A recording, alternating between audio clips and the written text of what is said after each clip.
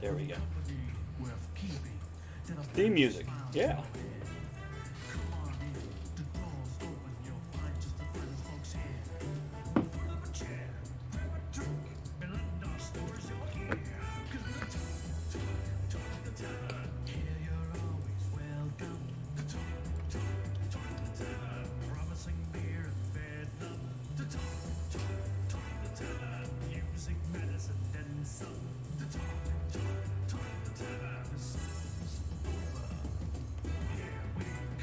I guess I gotta stop the music before the next song. There you go. Look at that. Jorp is like big and huge and takes up a quarter of the screen. I know. I didn't realize I could see me there, and I was like looking on your screen now, like, oh, that's Joe Rap. Is it Joe Rep? Yeah.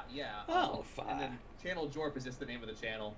Well, I know once it looked like you spelled it out phonetically for me, and I thought it was Jor-ep, not Joe Rep. Gotcha. Okay. Either ways, I'm not gonna trip over the pronunciation of it. Ah, fuck it. Own your name. Tell me how to say it right. Let's do some intros here real quick. I'm your host, guys. I am Travis Sivart, and I run the channel, so there. Tell you about tonight's topic in a moment. We're going to go clockwise around the screen as the viewers see it. We're going to start with Joe Rep. Why don't you tell them a little bit about you? Pimp your channel or whatever else you do. Tell them who you are. Yeah, so a lot of you guys know me already probably. I'm Joe Rep. I have the Channel Jorp channel over on Twitch where we do the official writing and copy live stream every night at midnight Eastern. If you guys are a fan of Travis's show, you'll find a lot of crossover between our styles, our brands. We play music, we fuck around. Sometimes we get some writing done, a lot of times we don't. But, it happens. Feel free to come on over. I'll let some of these guys talk too. There we go. John? Well, I'm John from Jersey's Cards and Comics. Also, Conquest Publishing. You can check out our website at www.conquestuniverse.com. Let's see if I have a beautiful art. Throw some art up in front of us. There you go. We'll put out Mr. Red. Which is from this book right here. That he's got art in and a story, and I've got a story in from Dream Punk Press. Now, last but not least, the guy who skidded in literally at the last second. Sliding in the back door with seconds to spare before the start of the show. Hey, big guy, how you doing? I'm Kev. As you may be able to tell from the accent, I'm not an American. I'm in the UK. I'm Travis's co-host from Monday night's show, Talk of the Tavern. And this evening I am imbibing strong black coffee and smoking cigarettes and hoping I stay awake until the end of the show. We'll see. We just had our other... I promise nothing. We had our other Brit friend, Mez, who was hanging out all day, who bailed moments before we switched over to this. We synchronize this stuff. It's a British thing because we're such a small country. We're all actually psychically linked to each other, so we sorted that out earlier. Yeah, it's like July 4th come up too, so it's kind of like it's not the best day for you. I appreciate it. When Travis extended the invitation to me tonight, I was like, well, I've been what Talk of the Tavern is referred to as our token minority for the last 6 or 7 years now. We've had everything from Jewish mothers to black people to you name it. We've had every race under the sun. I'm the only European ever to be a host on the show, so I am the show's token minority. Do Jews count as a minority? Do I get like a token status here? To me, they don't. As far as Americans are concerned, don't fucking ask me. Okay, you're right, Kevin. Now, Jorp, we once did a show called Token Minority, and I had my Jewish friend, my black friend, my Hispanic friend, Kevin as a Brit, if I'm not mistaken. It was a couple years ago, I forget. I was British rather than European. And then we had me as the token white guy, and we just did a show. It's like your rabbi always says, you're only a minority when it benefits you. Some people would argue there's no benefits, but I disagree. I love differences. Let me talk about the show topic real quick, and then we'll get back to the mesh of bullshit, which is pretty much the show topic. Gary, Mira, thank you for joining us. Here's to you. The quote to start the show with is from Andrea, who's at work right now, and that quote is, "Yeah, you do." That summarizes the show. Yeah, she does. So tonight is Raise the Glass to the USA. We're going to talk a little bit about the 4th of July, a little bit about the awesomeness of America, and also a little bit about the bullshit that America does. Basically, we're going to talk. It's like our usual stuff, but it's got this loose theme around it. Kevin, on the other hand, And since I have to refill my water and get ice for my drink, might want to start, because it seems this year in particular is a very special 4th of July for the UK. Do you want to start with that, Kev? Yeah, because obviously Britain wants to be the USA in every possible way. So we've decided to adopt a shallow and cynical marketing ploy. So on the 4th of July, British pubs reopen for the first day in 3 and a little bit months. And it's currently being marketed to British people as Independence Day, your independence from not being able to go to a bar and buy a pint of lager.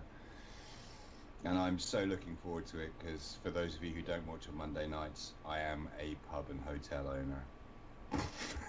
So I can't wait. Finally do a little business again, right? Yeah, on the one hand, yeah, I mean, don't get me wrong, it's amazing. It's nice to be able to open the doors. We've got regulars who've been swinging by and waving through the windows, literally, you know, in the mornings, like, hi, we miss you.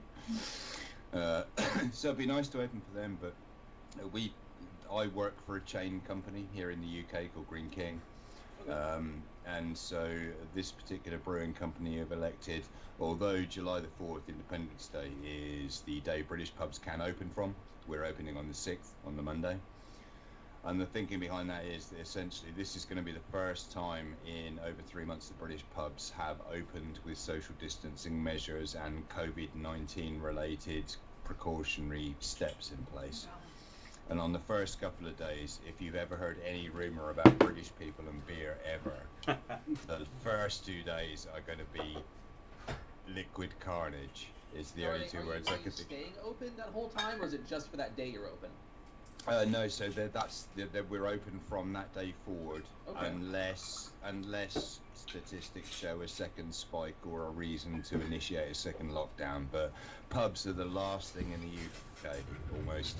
I think with a couple of very minor exceptions, the only other major business chain that's not open yet and is coming in the next few days is gyms.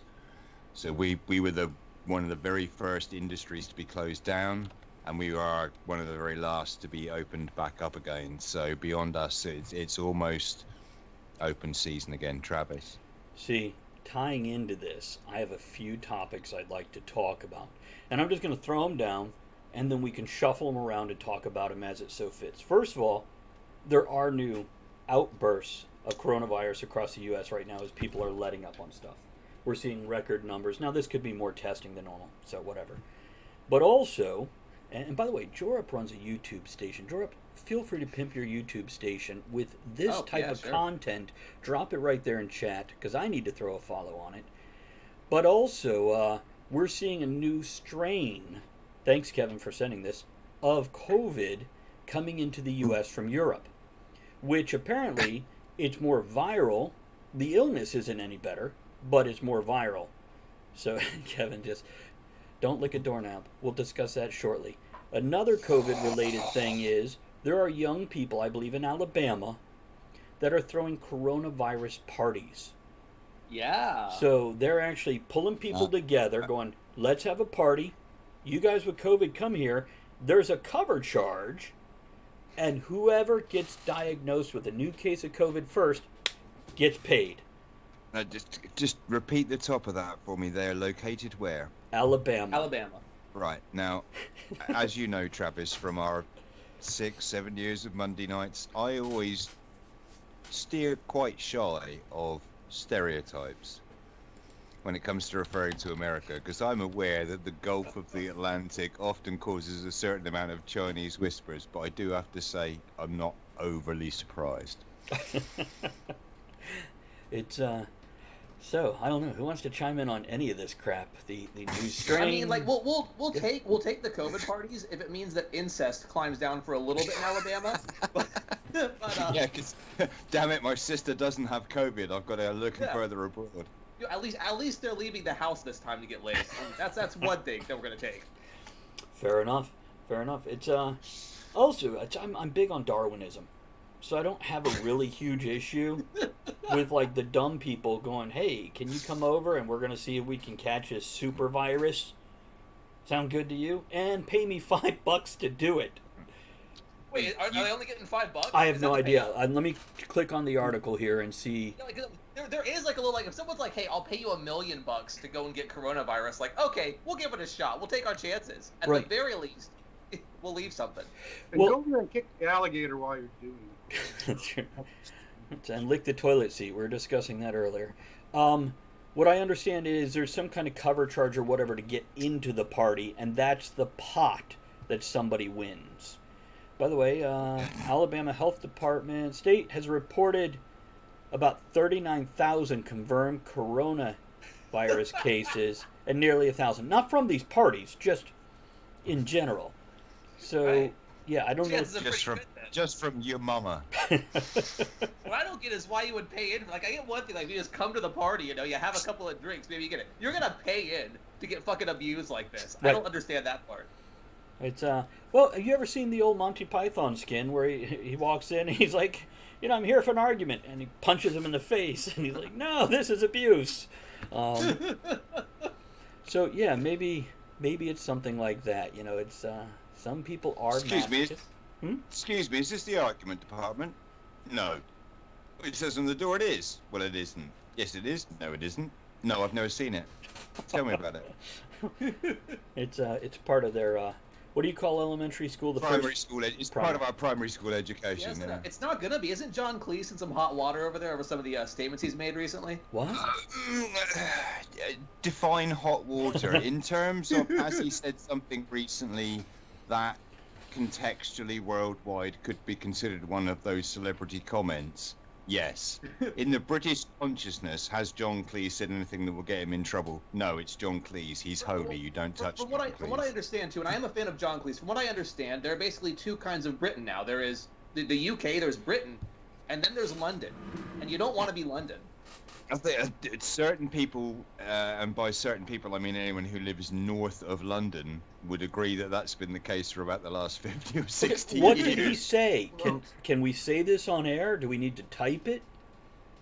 Type what? What did John Cleese say? It was I don't have the actual statement on it. It was about basically refugees and a lot of people moving into the London area. Okay. The trouble is he's annoyed at the moment as well, because obviously recently with all of the censorship that suddenly started happening left, right and centre surrounding BLM, the British streaming TV series pulled certain episodes of a famous comedy series called Fawlty Towers, where John Cleese plays the hotelier. Right. Familiar with it, you will now struggle in the UK to find, through the services that used to carry it, the Don't Mention the War episode. One moment, Kevin. What'd you say, John? No, I said that maybe London should have a different Independence Day with a giant saucer above it and just destroy it. No. And you know, that's not the only show. Fawlty Towers got hit. The television show Community got hit recently. Really? Always Sunny in Philadelphia got hit. Scrubs got hit. Yup. Fucking. By the way, if you guys have seen Scrubs in that clip, the guy's in blackface, but his black friend Turk is in whiteface at the same time as they're walking up to a party. It's equal opportunity black and whiteface. Doesn't matter. That's not okay either. You know. How lucky I am that I don't watch television. Now, I can tangent us over to this other thing that maybe John has seen it, because John is amazing. As this elder of our nerd community, he's seen so little nerd media content when it comes to videos, movies, television, etc. But we have a few other things that, when I was hanging out with Ed the other day, went there for a gun day, matter of fact. And so there you go, that shows some leanings in the house. He mentioned Disney now has bought the rights to Looney Tunes, and they are removing the shotgun from Elmer Fudd and the pistols from Yosemite Sam. Yeah. Have you guys seen the actual clips of the new episodes? They put some up on YouTube. How's it look? So Elmer Fudd no longer has a gun, right? He's chasing Bugs Bunny with a scythe. So does he just go pop, pop, pop? And also, how is, like, mutilating a rabbit with a scythe any less horrifying than a gun with a cork in it? I want to know if any of these fucking soy boy HBO executives have ever been hunting before in their lives. Because at what point do you get a fucking reaper scythe to go out and hunt rabbits? You're not going to have a good time. Well, I tell you, boy, you've never clearly been to the Isle of Wight where I live. It's the redneckville of the UK. We like it.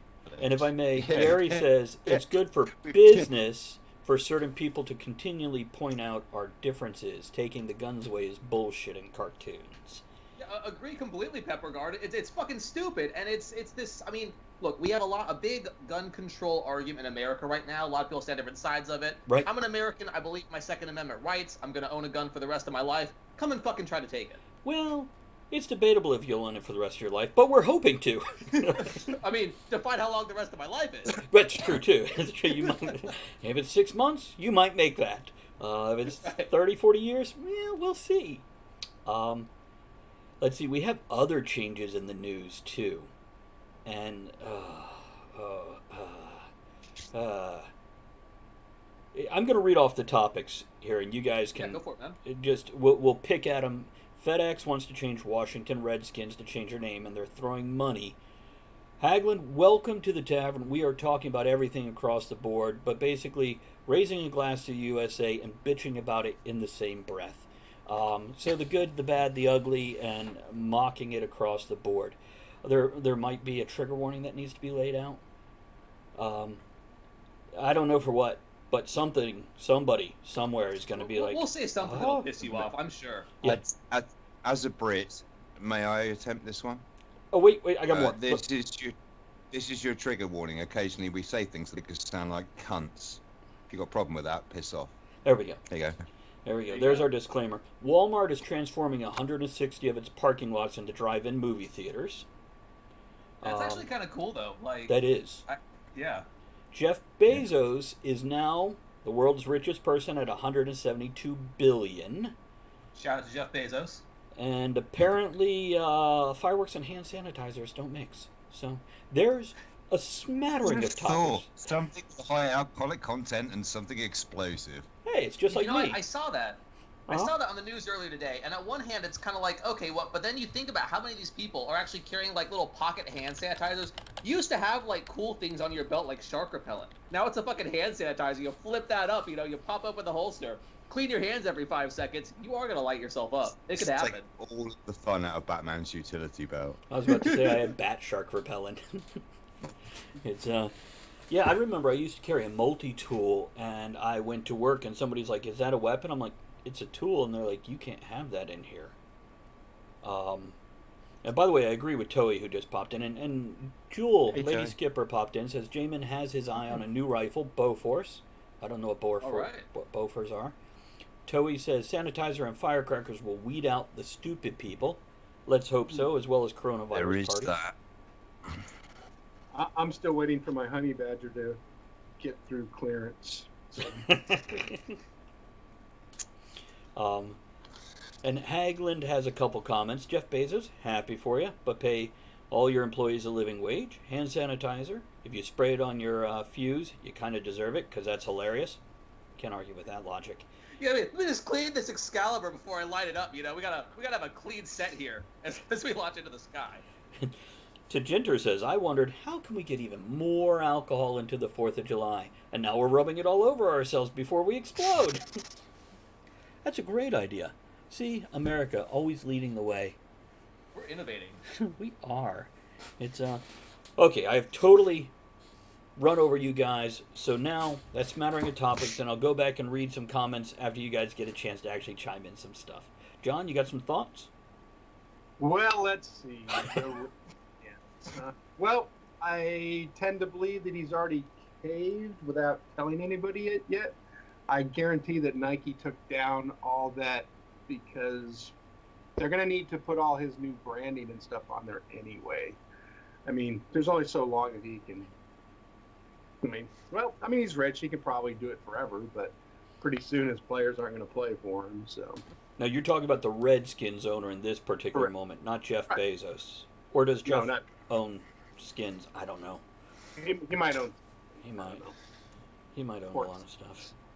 So what do you Don't guys mind. think about the Redskins name change? Because they've been clamoring for it for almost 20 years now, as far as I I know. don't hear anything about the Chiefs or the Indians or the other teams either. So, but that's soon to come, probably. Absolutely. Joe? It's done. They've been trying for years and years now to get the Redskins to change their name. Same with the Chiefs, all this shit. It's still because I don't see any actual like Native American groups clamoring to have the name change. It's always people. It's always the same couple of white dudes who live in San Francisco. I used to live in San Francisco, by the way. It's a terrible city. Minneapolis. They're offended on someone else's behalf when at the end of the day, go and talk to like some actual Native Americans who live in Washington maybe. Do you give a fuck about the Redskin name? If the answer is no, then shut the fuck up. Couple comments if I can here. Gary says they're edging towards taking guns away. Guns are the last stand that our forefathers were fearful enough to make an amendment in the Bill of Rights. Quote, since a well-regulated militia is necessary for the security of the free state, there will be no violation of the people's right to own and bear arms, end quote. Haglund says, I'm from socialist Norway. We usually don't do fireworks outside of New Year's. We lose multiple eyes every year, hopefully not more than 2 each. So I'm not worried about them outlawing fireworks and making it a pyrotechnic specialty. Toei says they ruined the Cleveland Indians already. Now they just have a big C on their hats, which reminds me of Kevin's trigger word. What's the C actually stand for, though? They're not the Cleveland Cubs, are they? Because I could believe it, but... I think even in today's modern age, that'd be a very bold marketing strategy. It's like a feminist strategy, It's like an all-women team now with the Cleveland Cubs. We're good to go. I have a shirt available in the merch store that it says C is not just for cookie. And it goes to so many levels, which, by the way, Tajinter told me about this last night. He just posted it. Hey, I got put in Facebook jail for using derogatory language of my own people. Some white guy in California decided that roof Korean was a slur. Yo, shout out to Tajinter. You got zucked, bud. Sorry to hear it. Zuck it long time. This is why we're no longer on Facebook. Fuck suck. Rooftop Korean was a goddamn hero. I can't believe they shut you down for that. Toei just said the same thing, and by the way, Tajinter made it very clear he was no way offended by that terminology, and if more people stood on their businesses with AK-47s and M16, there would have been slightly less looting and rioting. You can't just create a new racial slur. It's like, the rooftop Koreans. What the fuck does rooftop Korean mean? We're not making that a thing. That would be Koreans that defend their property? That's offensive. Yeah, and I'm good with that. Shout out to the Koreans. What I loved about that was that you said that a guy with an AK-47 would create slightly less looting. Like in the UK, we have no guns. A guy with an AK-47 is not only no looting, but everyone's going around picking up litter, putting it in bins, returning library books. Haglund chimes in from Norway. I served in the Norway Navy, love my guns, and I wish the laws here were more open for silencers and more variations of gun. Don't mind the difficulty of getting them, background checks, etc., but more variety. Sure, would love it. So silencers are an interesting thing, by the way, because I'm all for gun ownership, and I love it. But that you can actually ask the question, what do you need in your daily life a silencer for? Do you need to defend your home with a silencer? What are you going to use that for, sir? By the way, Haglund, if I may, I'm sorry to interrupt, Kevin. Haglund, tell me your preferred pronoun, please, because I looked at your profile and I just want to make sure we got you right here and we're covering you. Thank you. She for Haglund, please, guys. So, for not blowing out your trust a woman to be worried about the sound a gun makes. Okay. As a man who owns no guns, and please bear that in mind when you hear the previous comment. I'm confused by the whole silencer issue. Someone explained this to me as a nation who own lots of guns. Whether you own a gun or not is surely the main issue. What real difference is there whether it has a silencer fitted or not? Because surely, I only have a rudimentary understanding of guns, but it doesn't really make it silent like an assassin weapon, does Correct. it? It just kind of minimizes the amount of sound. Why is that an issue? That is the issue, and it's also detrimental to the performance of the weapon to start with. It's Hollywood BS mostly. It's a muffler more than a silencer. It's a noise suppressant. There you go. As Toei just said, yeah. John, any more commentary on that? Or no, education? overall, never would put one on any weapon that I own. So Yeah, I mean, the thing about guns, like, I am a huge advocate of gun safety. I'm a gun owner, and unless I'm going to the range, my firearm never leaves the home. You know, it's there, it's not loaded. It's there specifically for one purpose. If someone breaks into my house, they're leaving in a body bag, you know? And that's that. Weapon So- always loud anyway, or cause noise. So I mean, Right, so I don't need a silencer personally, you know? But it's an interesting talk to have, for sure. A couple comments from chat here. By the way, Tajinter, tongue-in-cheek, says, I don't want to wake up my obnoxious neighbor when I'm shooting some range time on Saturday morning. Toei says... Were you fired for the rooftop? That's true. That's true. Defending his business. Surely one illy placed bullet solves that problem permanently. So, a couple other comments. Toei says, and that's true, Kevin. I'm going to pause in respect for that. Toei says, technically it's a sound suppressor, not a silencer. Haglund says, the Norwegian hand cannon is so loud, silencers isn't silent, it just doesn't blow out your eardrums. Or hunting will be easier. Tajinter clarifies also, it's a suppressor. It needs to be a subsonic ammo. And it keeps things from blowing out your eardrums. So the other option This is why. This is why British people don't go on holiday abroad, because you all just want to shoot us. We prefer to stay at home where we can punch people in the face. Look, if you want a silent gun, I'll sell you a bow and arrow. You can go hunting with that.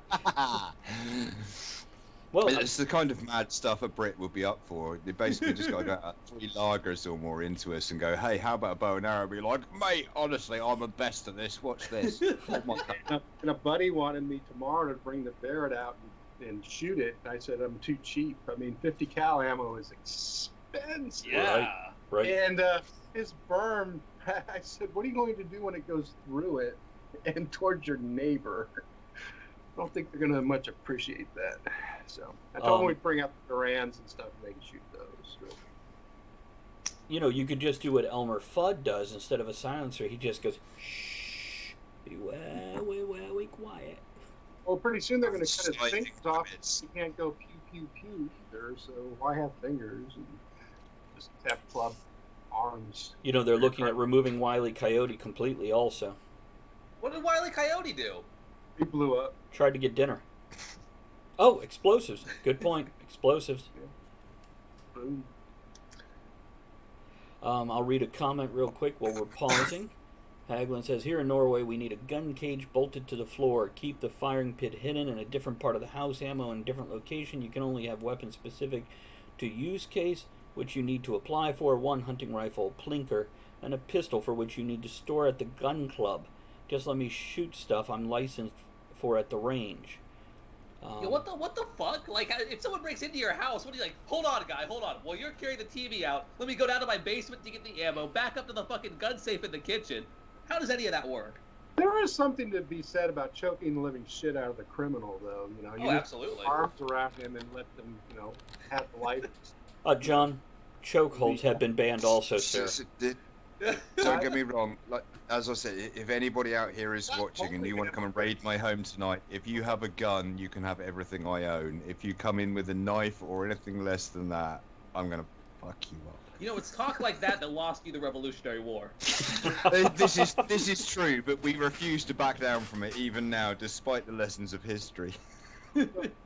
Toei has In the past, for training, situational awareness and stuff, chokeholds before were to render you unconscious, so I could secure your body without actually seriously harming you, because you were cutting off the blood flow to their brain for a second, and no permanent damage. And then you would handcuff them and off you would go. Obviously, that's not what some law officers are doing, but needless to say. responding to what Joe Rupp just responded to Toei. Toei explained the Coyote thing, saying he ordered from Acme instead of Amazon, so he must be canceled. Gary says, stabbing gives some hands-on satisfaction. Don't ask.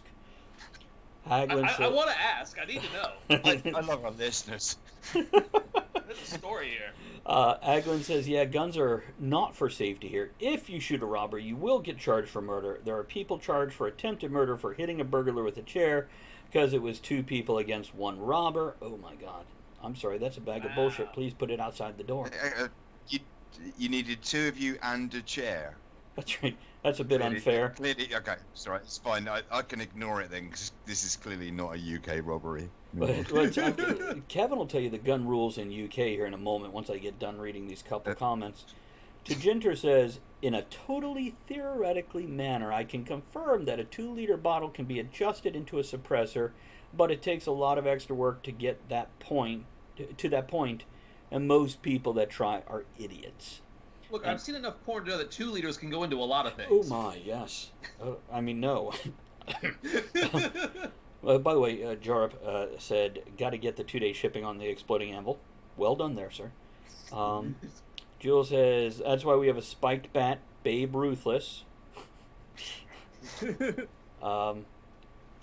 Okay, and the comments keep coming. I'm going to give that a moment, and I'm going to turn back to Kevin. Do you want to explain to us gun laws in the UK?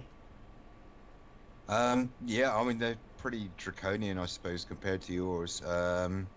So there are very few exceptions where you can actually own a gun in your home. Normally, it will be a shotgun or some form of hunting rifle rather than a handgun. Certainly not anything with semi or fully automatic capability. You must be a member of a gun club. You must have a gun license issued by your local licensing authority, your local council, whoever's responsible for it. Conditions of that can vary a little bit, but generally speaking, you know, the weapon must be at home, unloaded, secured in a locked box, which is either under a numeric key code or some form of lock and not just, you know, open to anybody. But essentially, since a couple of very notable public shootings, almost nobody in England owns a gun, essentially. There are a few out there, but the number is a drastically smaller percentage now of the population than it was prior to, for example, episodes like Dunblane or the Hungerford shooting. There we go. It's a few more comments here while we have a pause. Tajinter says, haven't been in Although, knife... if you're ever on the Isle of Wight, come and see me. I don't know if he's threatening us or inviting us for dinner. Come and see me, yeah. I know you want to get the comments. The real question I have to ask, though, which is, you know, you do have attacks in the UK regular. There are acid attacks that go on. There are explosives. There are stabbings. And these stabbings result in real casualties. So it makes you start to wonder, too, you know, what would the sort of difference be with an armed populace to be able to defend themselves? You will have gun violence, yes, but it seems that violence begets violence no matter what, and you're going to have people who want to hurt others. I think that's the problem. And also, you have to bear in mind as well that we're British. We're pretty aggro. You know, we'll fight anyone at any given moment over any reason before you put a gun in our hand. Especially over a pint. So you're gonna get people getting shot in the face for a poorly poured latte. You know, it's. No, I think it's a valid point. I think you're right to a certain extent. I think people do need to realise that culturally every country is different, and I think people have a tendency to draw immediate parallels as though what works in one country should work in another. And I've said this for years, talking to Travis and other people on this and other shows, that a lot of British people are very narrow-minded because we have very few guns, because we have very little gun crime. We go, oh, well, America can just do what we've done. And I've never believed that for a variety of reasons that would take too long to go into now. But yeah, I think you are right to a certain extent. You know, if everybody has a gun, the tendency to use a gun is more inherent. I mean, I was joking saying if you break into my house, I'll punch you in the face, but that's the worst I can expect from a burglar most of the time. Or a knife tops. Kevin? He's really organised. Travis. Kevin, I'm really glad to see you getting ahead, but can you angle your camera down so we don't look like we have a really cheap Muppet on the show? There we go. But surely that's the effect that you're looking for, because essentially I am a really cheap Muppet. Oh, well, there we go. You pay me nothing to come on. So. It's that's very true. We don't want to get into how much Travis actually makes from being on either, though. So you getting paid nothing is actually a bonus. That's true. Yeah, this is true. I've probably got a higher revenue stream than he does. Yeah. It probably. It's Let's see. I'm wondering if I should read more comments or we're all good. Tajinter says, I'll read the final comment since we've kind of all looked at the comments anyway. Tajinter says, the rules for my home. Tajinter, do you want to clarify where your home is in case anybody missed the rooftop Korean thing? The rules for my home would never work in the U.S., and the U.S. laws would cause mass conflict and riots. Yeah, I think it's very individualistic by country and the decades or centuries of government. Busan, Korea, to clarify. So, it's interesting. Oh, I saw that movie with the zombies. They took a train to that city.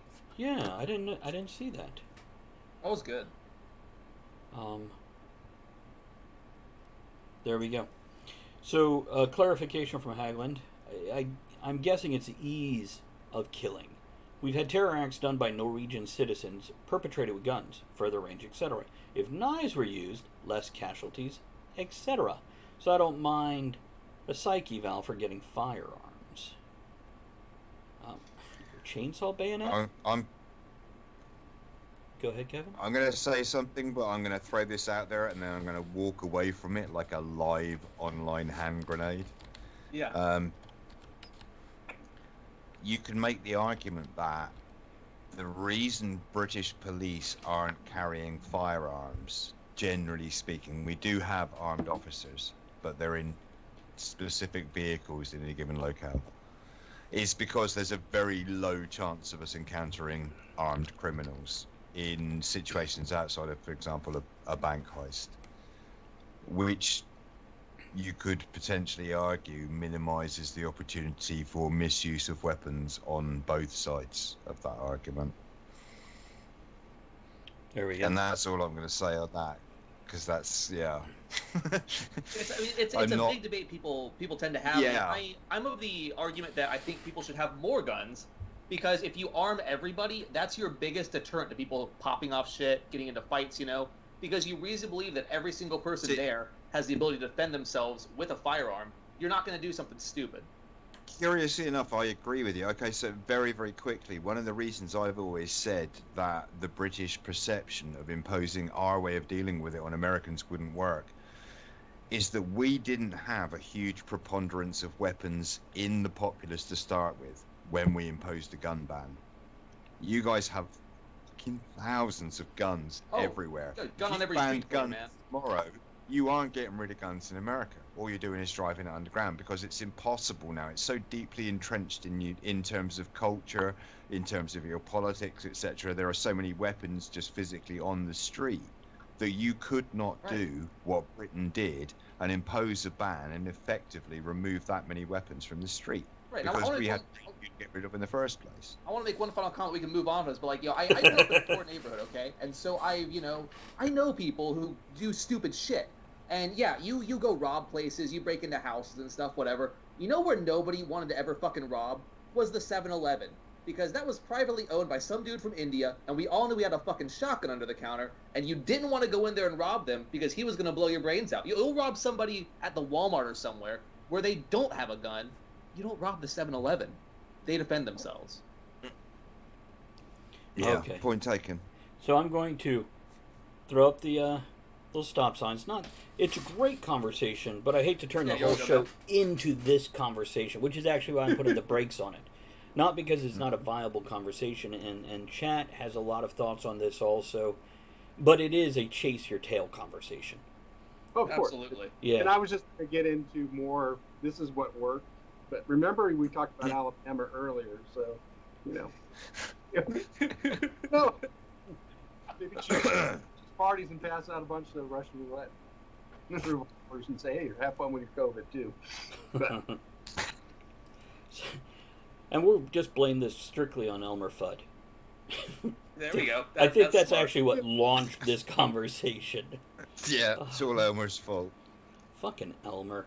So what about Walmart transforming 160 of its parking lots into drive-in movie theaters? We got some thoughts on that? that's a disaster waiting to happen, because you can't even park without hitting somebody usually in the parking lot to start with. Now you're going to have movies, and people are just going to go running through people while they're watching. No. Interesting take. No. My biggest Too busy watching the movie and running over me and my shopping cart. No thanks. Hagland, I believe it will be evening. I can pull up the article and take a look real quick. But my biggest concern is there are drive-in theaters out there. And I would hate to see Walmart run these pieces of Americana out of business. John, what are you waving about there? But they're drive-in movies, they're not drive-through movies. Whatever. It all depends how you like to watch a movie. Yeah. No. No, thank you. Yeah, I did not. Joe Rip, I see you responding to the mental health thing. And I didn't mean to gloss over that to Ginter. I definitely agree with it, but I saw that just more of the rabbit hole and going No, down. I agree completely. It's good to move on. I just wanted to, because I know what Yeah. you were talking about, so I didn't want to respond to it, but I didn't want to take up the whole, session we were talking to deal with. That's understandable, and I wasn't dodging any different topic as opposed to just trying to get to other topics. No, dude, you're all good, man. I agree completely. It's important to, keep it moving. Well, And I don't need to pay a professional to tell me that I'm crazy anyway. So. There you go. That's right. People tell him that shit every day. He doesn't need anybody else to help him out with that. So yeah, there's a Robert De Niro-backed media company to program the films. They haven't announced locations and movie titles, and there's a special website just for it.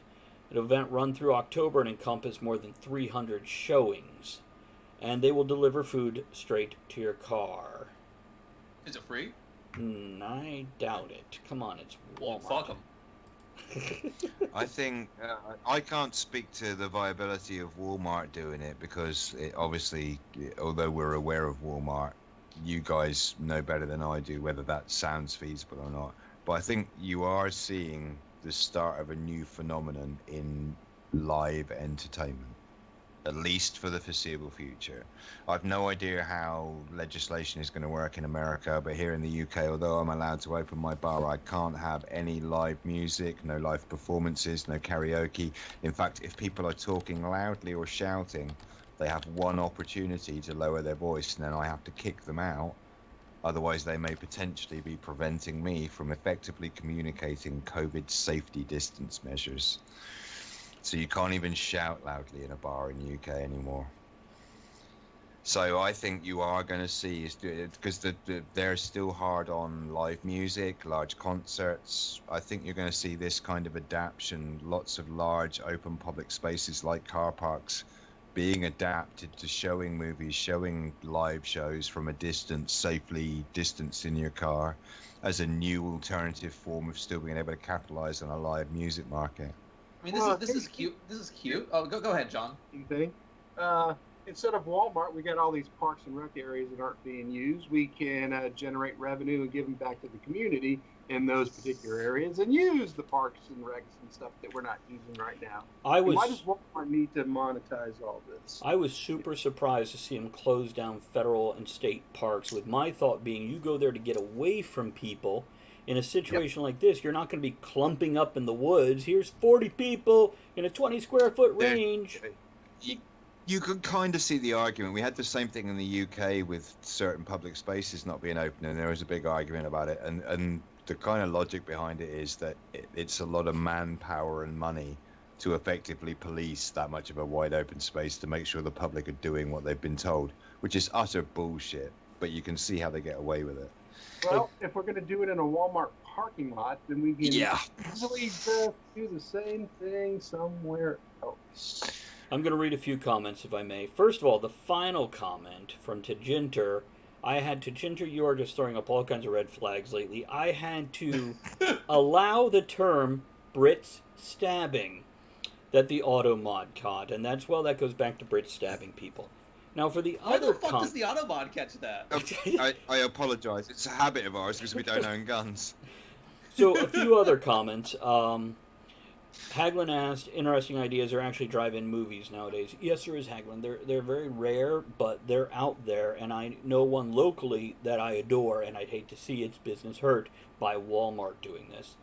Tajinter says there's an entire website dedicated to how people dress in Walmart. Now imagine that as a movie theater, but with the added benefit of random people driving across a screen with their brights on to get toilet paper. Haglin that says, if there is, focus on them instead. But if not, I wouldn't mind it unless people keep their engine running every second of the movie, because we don't need more cars running at idle all the time. Massive parking lots at Walmart, though. And last but not least, Toei says, just have whatever gathering or concert you want and call it a protest, then anything goes. Yo! Toei knows what the fuck's up, man! Little love to Toei, right? Yeah. Hey, I J- sympathise as well. We even don't have start on Walmart. that shit. We don't have Walmart in the UK, but we have Tesco, which is essentially the UK equivalent. So I feel your pain. but how do you go shopping at Tesco?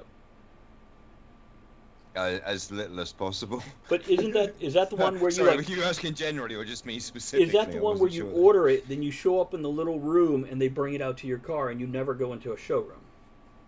Oh no, you're thinking of Argos. Oh, okay, I'm sorry. Thank you. It's, Yeah. To The respond to chat's- mythical warden of dreams. Yeah. Sure, the more. chat saying we had 1,200 medical professionals in the U.S. Okay, sign off saying that actually going out protesting is not dangerous in time of COVID because racism is more dangerous than coronavirus. Take that what you will, you know. Take it whatever grain of salt you want. I read the article too. Huh. Yeah, Yeah, can we dodge that? that's basically what I was saying. 'Cause I don't think there's- the whole. Yeah, So go the ahead. whole driving thing, it's cute, and I understand. I'm younger than a lot of like, you know, I feel like I might be the youngest person here right now, and I'm okay with that. But like, the way I look at it, you guys want to drive up to a Walmart, watch a movie on a big projector. Look, I have a 60-inch television in my living room with a Netflix account and a Hulu account. If you're gonna release a movie, so we watch that shit at home. I'll make my own popcorn. I'm good. I got a surround sound system. I'm very happy with it. What the fuck am I gonna drive to Walmart for? Yeah, the only reason I go to theaters at all is because I want the experience of a dark room with a bunch of people around me. But other than that, yeah, my own living room is as good as any movie theater. Well, except there are a Don't few. put the squishy I floors. did always take you as a glory hole guy. Well, that's my bathroom, not my living room. Please do not mix the two up. There's cleaning issues.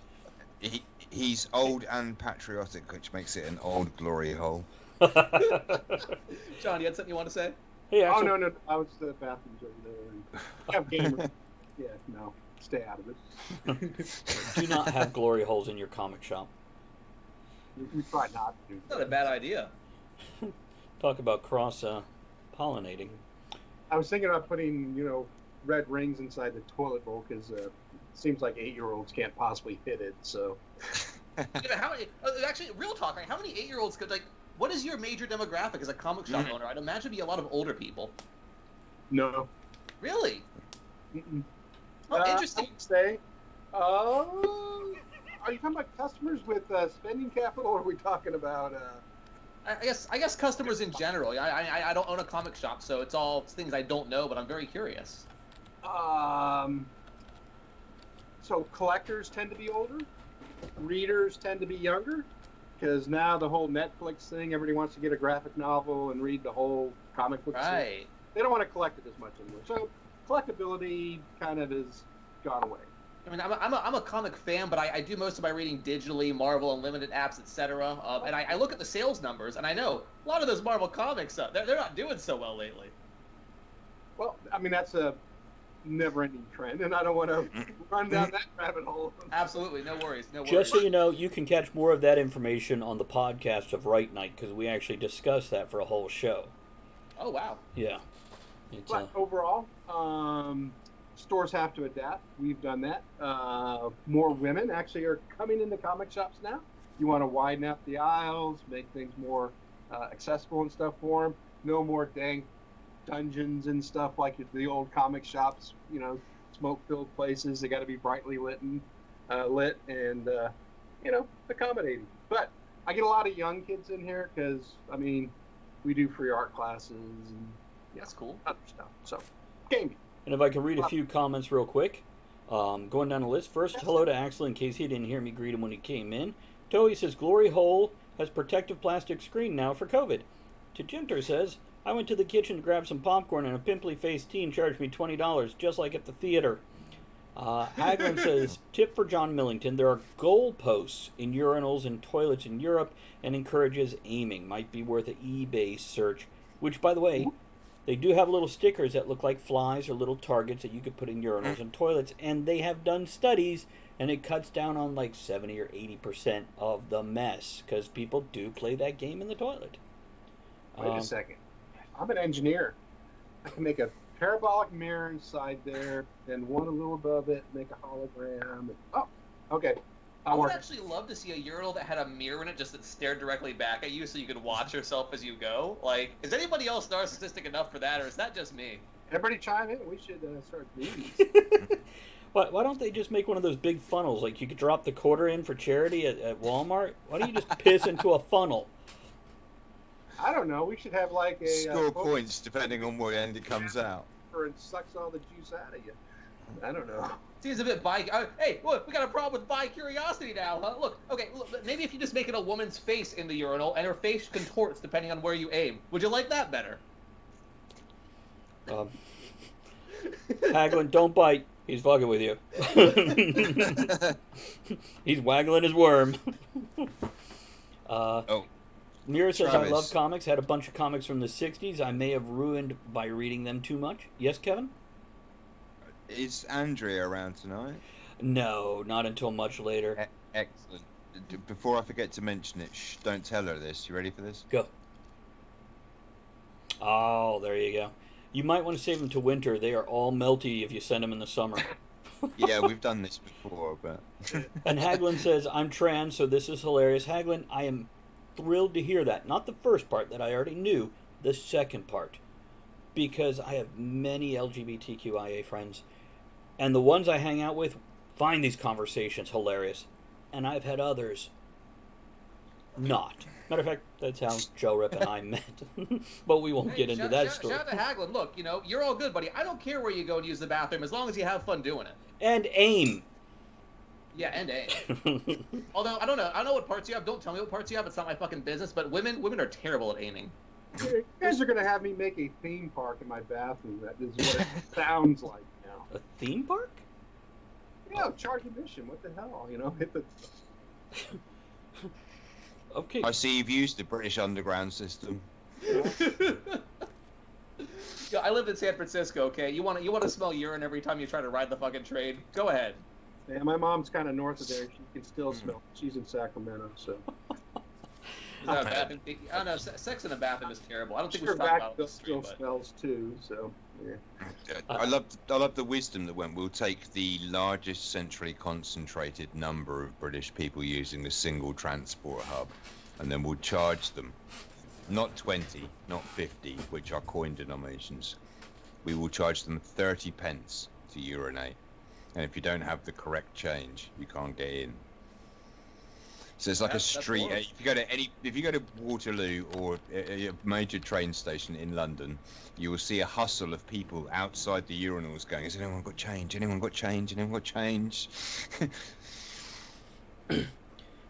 That'd be a good thing for hobo. What the hell? Just standing there changing up 10 and 20 p's. Need a piss, mate? What is 10 BART? p's over here. Joe Rep? What is BART? Clarify, because you BART obviously... is that's the Bay Area Rapid Transit System to get around the San Francisco area. Oh, wow. Hold on. I got something to share on camera. Now, Jarp, you don't necessarily know this, but I have two cameras, one for Skype, one for the viewing public. But Jamin Skipper, Lady Skipper's husband, just sent me this, and I'll show it on both cameras. To the viewing public first, these are different urinals. And I'll give you a moment to stare at that while my hand shakes holding it up, and then I'll flash it over. Just stare at these urinals Travis wants to show you guys. We're a totally legitimate show here. Don't make me laugh at me. Now, for everybody else who's... hold on, let me... Yeah, get that focus in. Oh! Yo, I don't know about that fucking Venus flytrap one, dude. I'm not cool putting it in there. It's but those are some pretty urinals. I mean, they don't necessarily make me want to pee, but it doesn't make me want to lick the toilet seat. Wait, where is the toilet seat? Like, do I want to pollinate the flower? Yeah, sure, that's great. Do I want to go with the Venus flytrap? Ugh, bad optics. There's a pub in Brighton on the south coast of the UK where the dome shapes of the urinals in the gents are painted like the eggs from Aliens, and they have they've made like little rubber ceramic tops, so they're all open on the top like that. A fucking trumpet. Some kind of brass instrument. So there we go. We have gone from gun control to urinals. Urinal shaped like eggs. Great, we're Fox News. Okay, I'm going to read I some... argue with that. I'm sure I've told the truth at least once since I came on air. I'm going to read some comments here. Maybe. Bruce. Let me work at this here. We've missed so much, guys. Thank you so much for all the comments on the stream here. Random fact from Tajinter. I'm going to read fast like I'm on auctioneer. Every mammal over 3 pounds, aside from cats, urinates for an average of 24 seconds per water befouling. Haglin says, we've had huge arguments about Jaffa cakes. Kevin, are they cakes or cookies? Haglin also adds, I really don't care where I pee as long as I can pee. I'll agree with that. Axel says, so basically your deal breaker, to Jorup here, is having a bathroom kink, the wisdom. Wiz with 2 Z's in that one. Jewel points out that women trash public bathrooms. There's the Bart comment. Tajinter asks, why does New York smell of soured milk? Does the whole state smell like that or just the city? It's just the city. Oh, good clarification. I got family in upstate New York. It's beautiful there. You need to stay out of the fucking city. Well, Albany's not that great.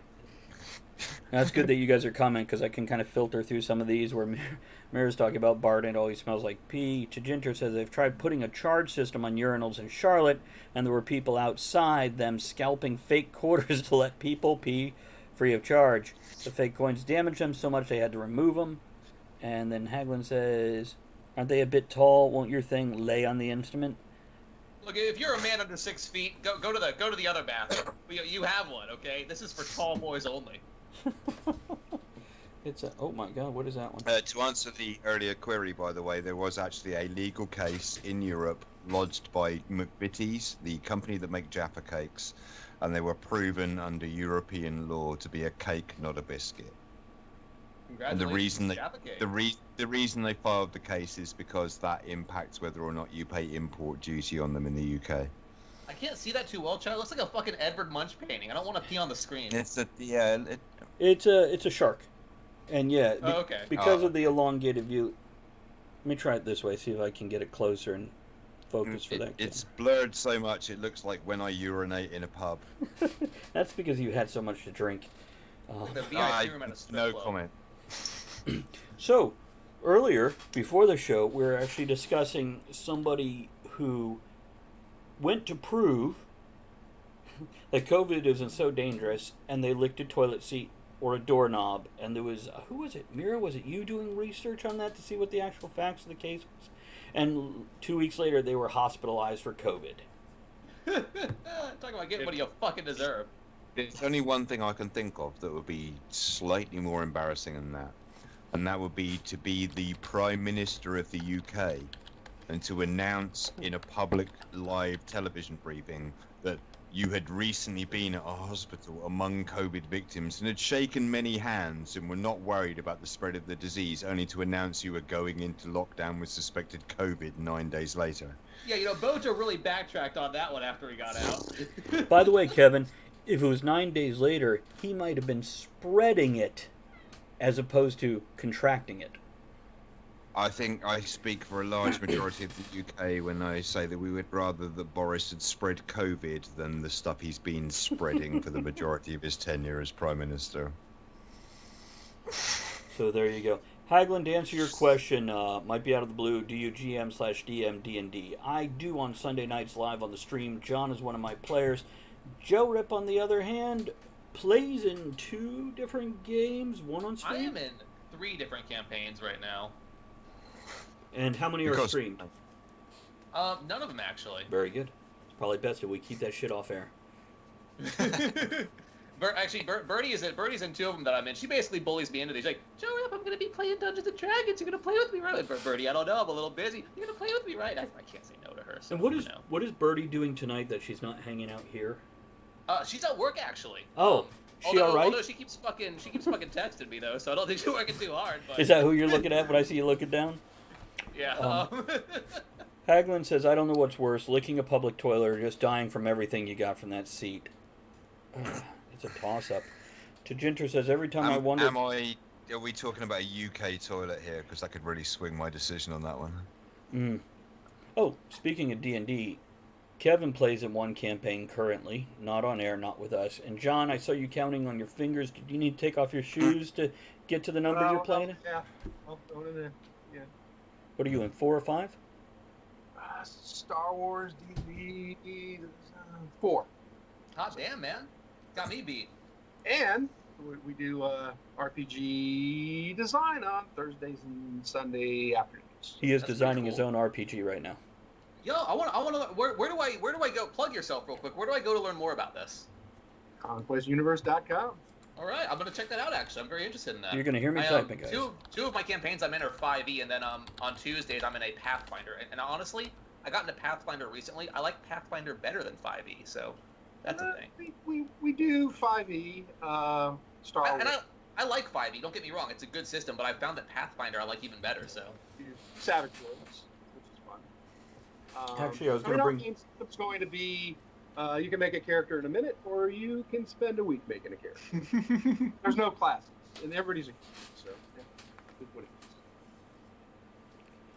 Someday we'll maybe invite you in so you can get on Discord with us and go over the rules. that would be awesome. I'd love to take you up on that sometime.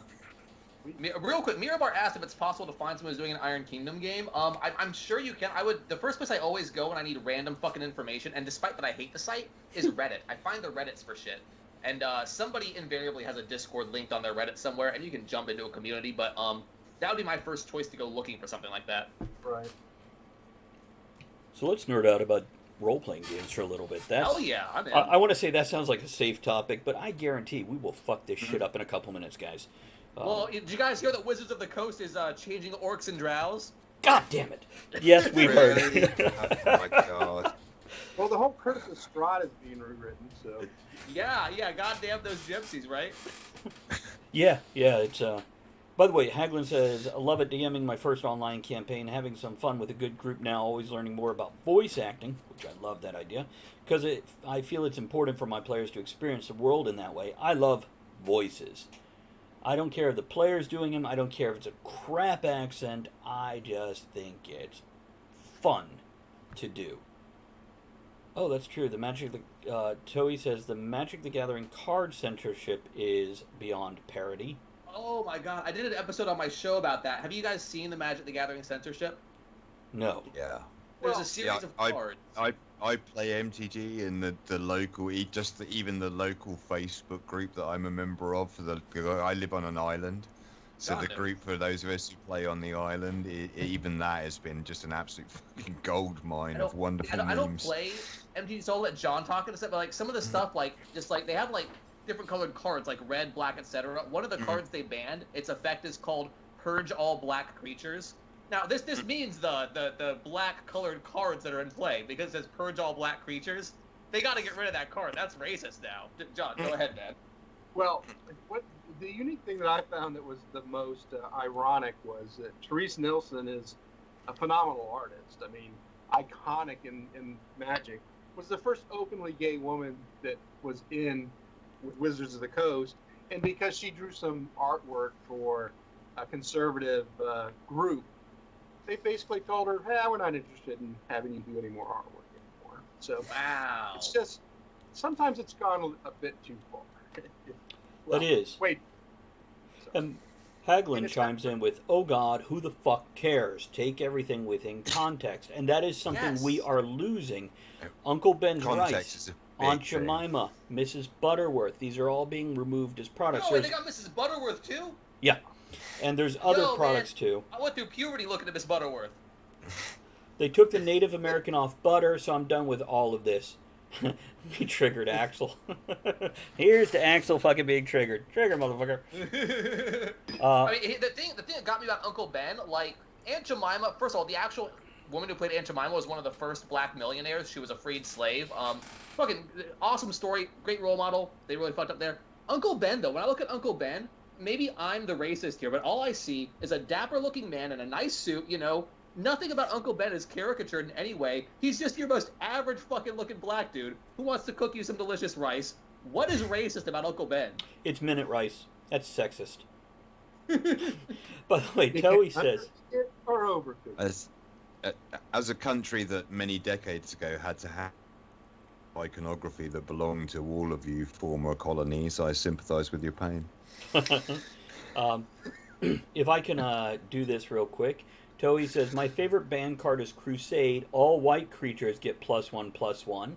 We could talk about that in a moment. Haglin says, we have Uncle Ben in Norway. What is racist about that brand? I think you probably figured that out from Joe Rupp's commentary there. And Axel says it just makes me think of Spider-Man. Axel, I have no fucking clue. What the hell just made you think of Spider-Man? Oh, that Uncle Ben. With I got great you. Uncle Ben, power yeah. comes great rice. There we go. So they banned Crusade also? Yeah.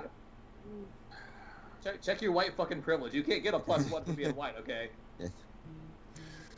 Stone Throwing Devils is gone. Invoke Prejudice was one of them. There's a card called Invoke Prejudice. That's out. Well, that. I'm hoping that Bone Flute goes away too, because like, think before you name this stupid card. You know. What is it, John? Which card? Bone Flute. There's a lot of guys who used to work for MTG naming cards who are very nervous now about their entire history being eradicated. Well, I think what's funny is I think it was the Invoke Prejudice card, but they have a card numbering system in Magic the Gathering. Each card has a number assigned to it. Somehow, this just happened to happen, totally by accident. The Invoke Prejudice card is actually card number 1488 in the Magic the Gathering system. People freaked out about that. I don't understand the... 1488 is it's a term I guess white supremacists use as like a coded number for like Adolf Hitler's 14 words and 88 letters. That would explain why I don't know what this is. Yeah, but because the term it's number 1488, they jumped on that as a point of prejudice as well. Oh, Jiminy Cricket. Totally by accident. Totally by accident. Here's the easy thing. Don't listen to stupid people. There you go. By the way, Kevin Mira says, oh, by the way, Kevin, happy Trader Day. Thanks. That's why we had him on. And we needed to have more of us than him because fuck the Brits. I mean, There were more for the war, too. We took care of that. You've got it down to a T. I like tea. That's right, tea. That's very British of you. So, yeah, of course it is. Now this is off subject, but that was cool. They had the Strongmen, the TV show with those three guys that are, you know, and they got a Brit on there, but they were doing they had it down here in Yorktown where they had their own tea party and stuff, and of course the Brit won it. Pardon me while I type here. No, he won the anvil carrying one. But anyways, they were trying to replicate Franco's feats of strength during the Revolutionary War and stuff. I thought that was It's pretty cool. Those guys are pretty great guys. I've got all the respect in the world for like proper professional strongmen. There used to be a TV program on late at night in the UK called Britain's Hardest Men, and it was hosted by a soap opera hardman character. And it was basically nightclub bouncers competing to see who could punch their way through 10 front doors the fastest, things like that. It was, if you're ever bored and you fancy a good chuckle. But that's how Mr. T got his start. He had a show just like that, where they had to bash through walls and shit. And, you know, I don't know. I've got an emo for that, Jorup. I feel the Hagler because I play a barbarian in one of my campaigns too, and he's actually homosexual. Read the comment real quick first, so everybody else has reference to it. Oh, the fun thing about the fun thing about D&D, you can be as strict about rules as you want. I have a massive Goliath barbarian with pigtails and a massive beard who is gay, running around with a massive warhammer. The rage is due to excitement, so he can't control his strength. Love D&D because you never know what you get. So and then Jorup says, Boner Barbarian 2020. I'm into it. So, now, please go on with your description of your character. Well, he wasn't meant to. Like, he in his backstory, he had a wife. She died, so he decided to go adventuring. But he met this guy named Mark over the course of their adventure, who was a cultist from a cult they were trying to stop. But him and Mark got along real well and ended up having a relationship for a bit. So, like, that was a thing. It was part of his character. Mark died. I had to throw him out a window when he betrayed the party, and that killed him. So. So you killed your wife and you had to go adventuring? No, the wife died. She died of a disease, and he had to go adventuring. Was it COVID? He this other guy and killed him? Yeah, well, he was dating Mark, but Mark betrayed the party for the cultists, and my guy's a barbarian. He rages, he gets mad, so he threw Mark out a window. Mark didn't survive. Yeah, I don't want to go on a date. Not in the dead. Axel, by the way, said Barbonian, or you could go with Bonebarian. Here, follow me up to the second story. No, I think I'll stay right down here. Our D&D characters are just coded versions of ourselves. It's the people we really want to be. Oh, there's a fantasy. Apparently, I want to be a hell of a lot of different people. I'll be right back. Getting some more water, guys. Carry on with No what you're worries, doing. bud. I'll read the comments. Haglin says, kind of worried about my fiance who plays this guy. She's scary at times, exploding heads everywhere. And Tajintra says, Bard seduces dragon. Dragon does not resist. I'll be right back. Yeah, no.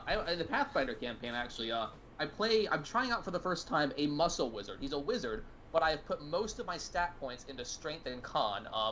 Good int, but he's basically built around casting things like wizard armor, enchant weapon, and he is a melee fighter primarily. So far, it's not been too bad. I wasn't sure how it would work out.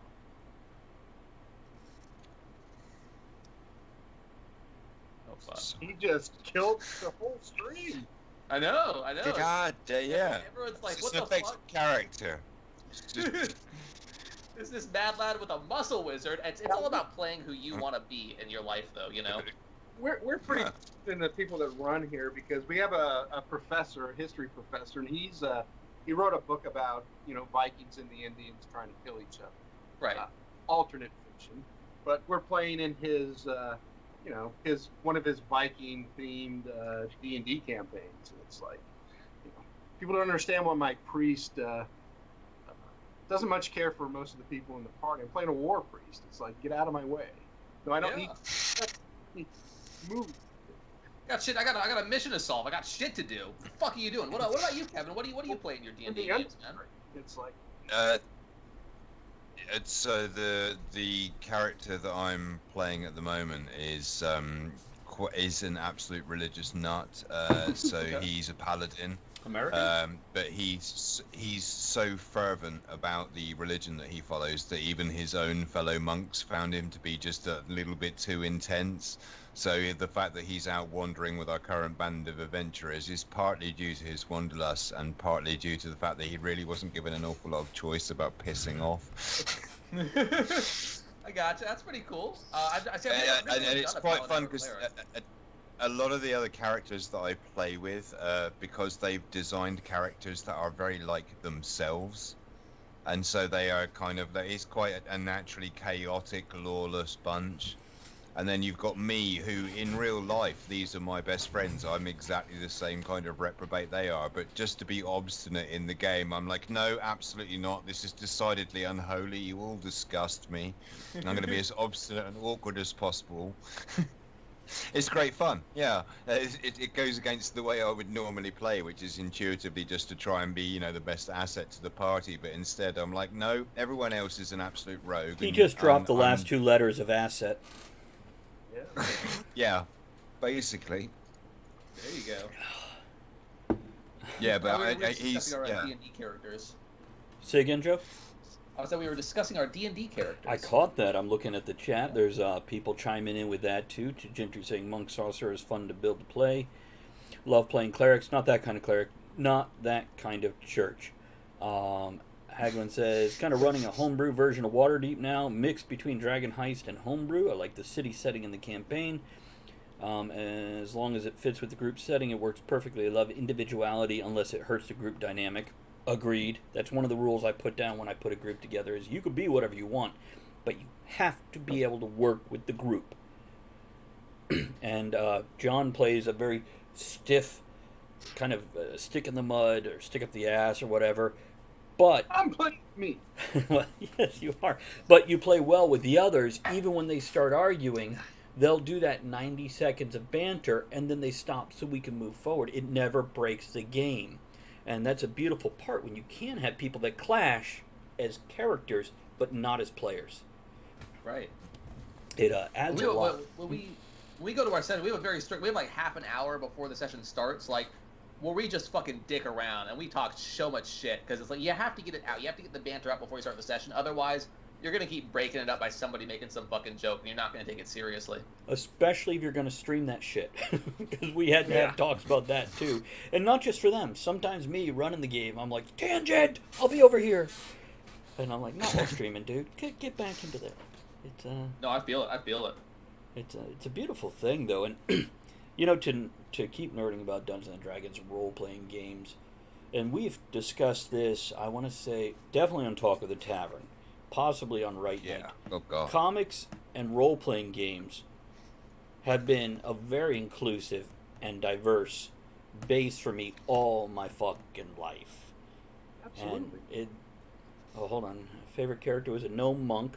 That's already funny. Whose highest aspiration was a bard. It was great. No bard skills, but went up on stage every chance she got. Led to hilarious situations. Goblin, not gnome. Either one's funny. It's, See, gnomes and goblins are interesting, but I can't play them because I have this thing where I will not allow myself to play as a character who's under 6 feet tall. So I'm basically limited to humans, elves, and orcs as my player bases. How tall and are you? I can't do gnomes. I can't do you what? How tall are you in real life? I'm about 6'1". Oh, okay. So you're just heightist. I am. Yeah. I'm 5'7", little more on a good What's wrong day. with So fuck that? you. What's wrong with being heightist, you stunty little git? That's right. Kevin, do you want to clarify how tall you are? You goddamn beanpole. I am 6'8". Oh wow, yo, damn. And John, you're over 6 foot. What are you? 6'1", 6'3"? No, I'm 6'1", but Okay. I'm the runt in the family. My sisters are taller than me. I'm the littlest. So, anyways, interesting thing. But remember back to the first time you played Dungeons and Dragons and stuff. I mean, for me, none of this type of stuff even existed in the world.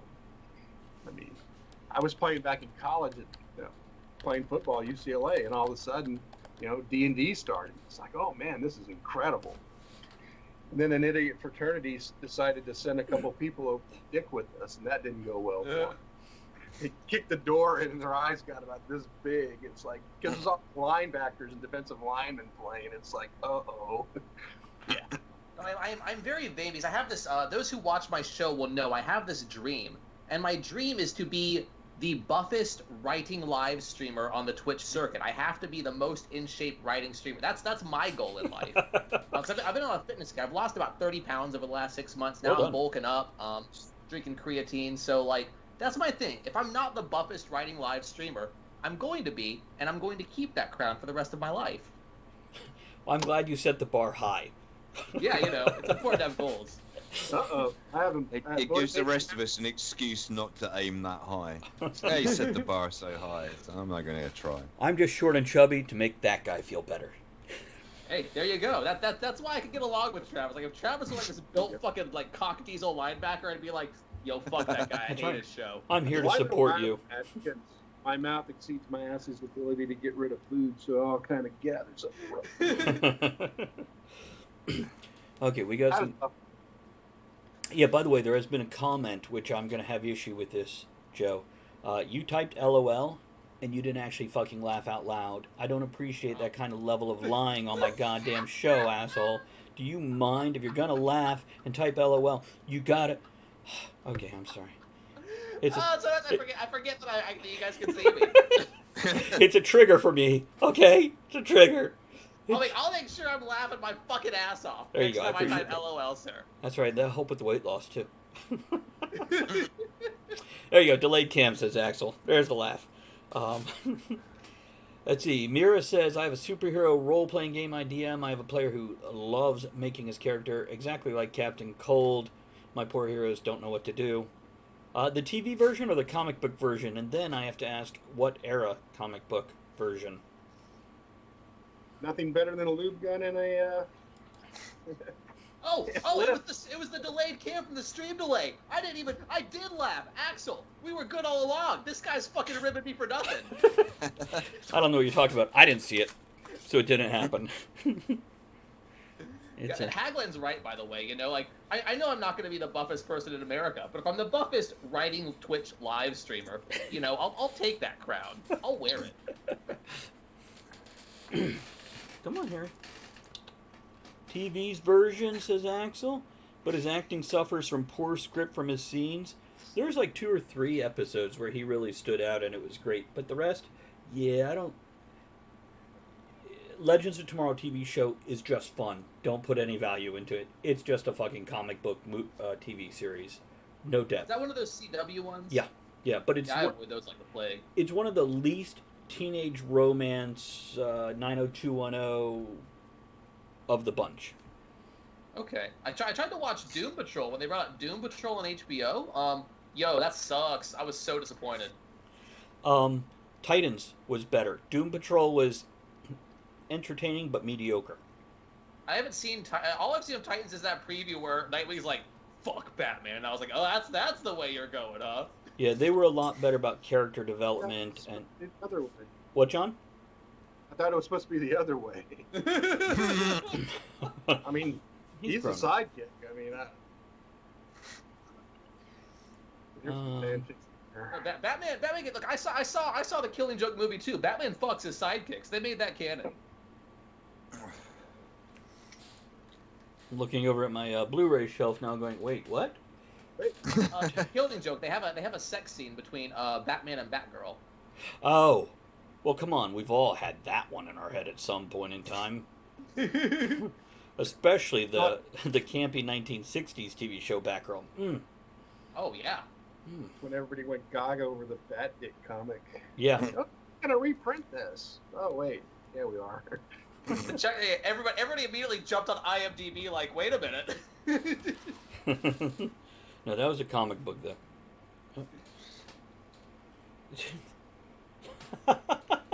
Block this comment if needed. Yo, you're good, Haglin. You're good. Fuck who you want to fuck.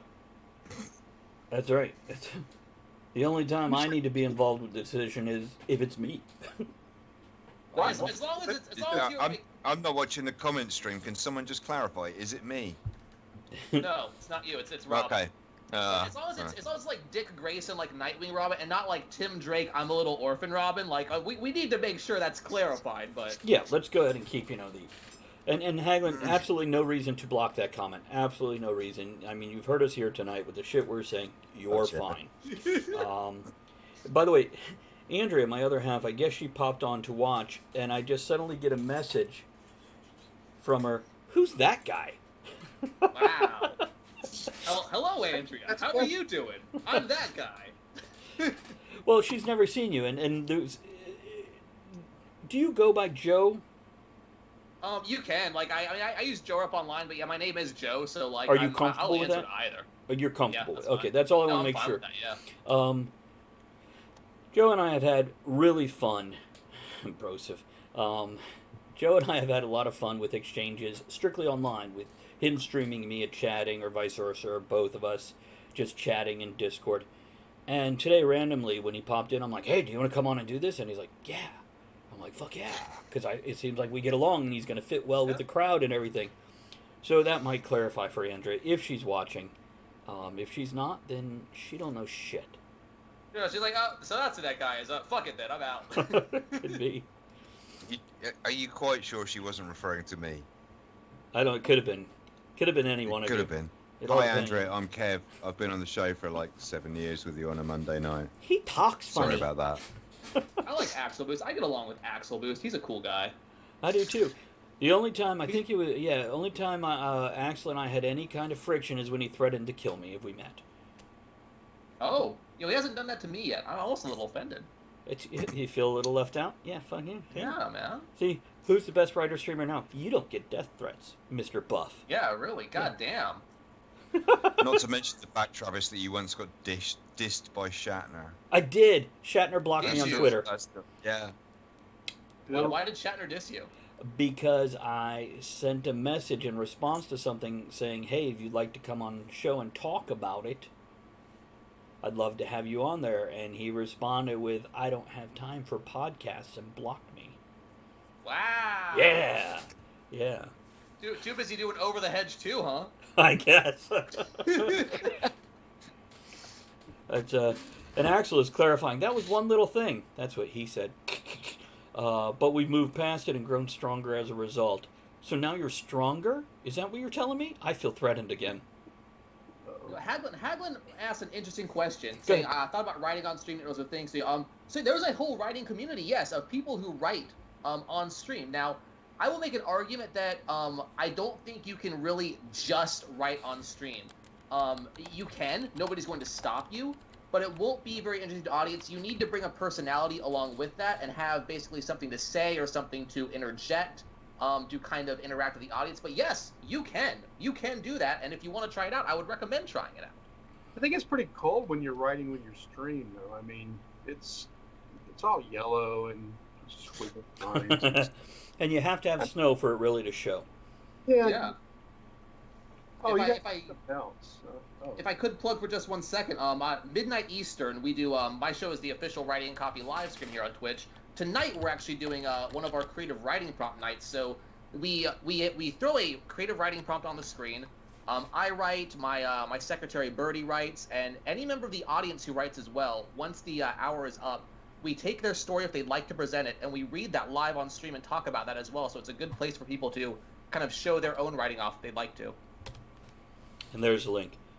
Oh, I appreciate it. That's a good way to interact with an audience as well. It is.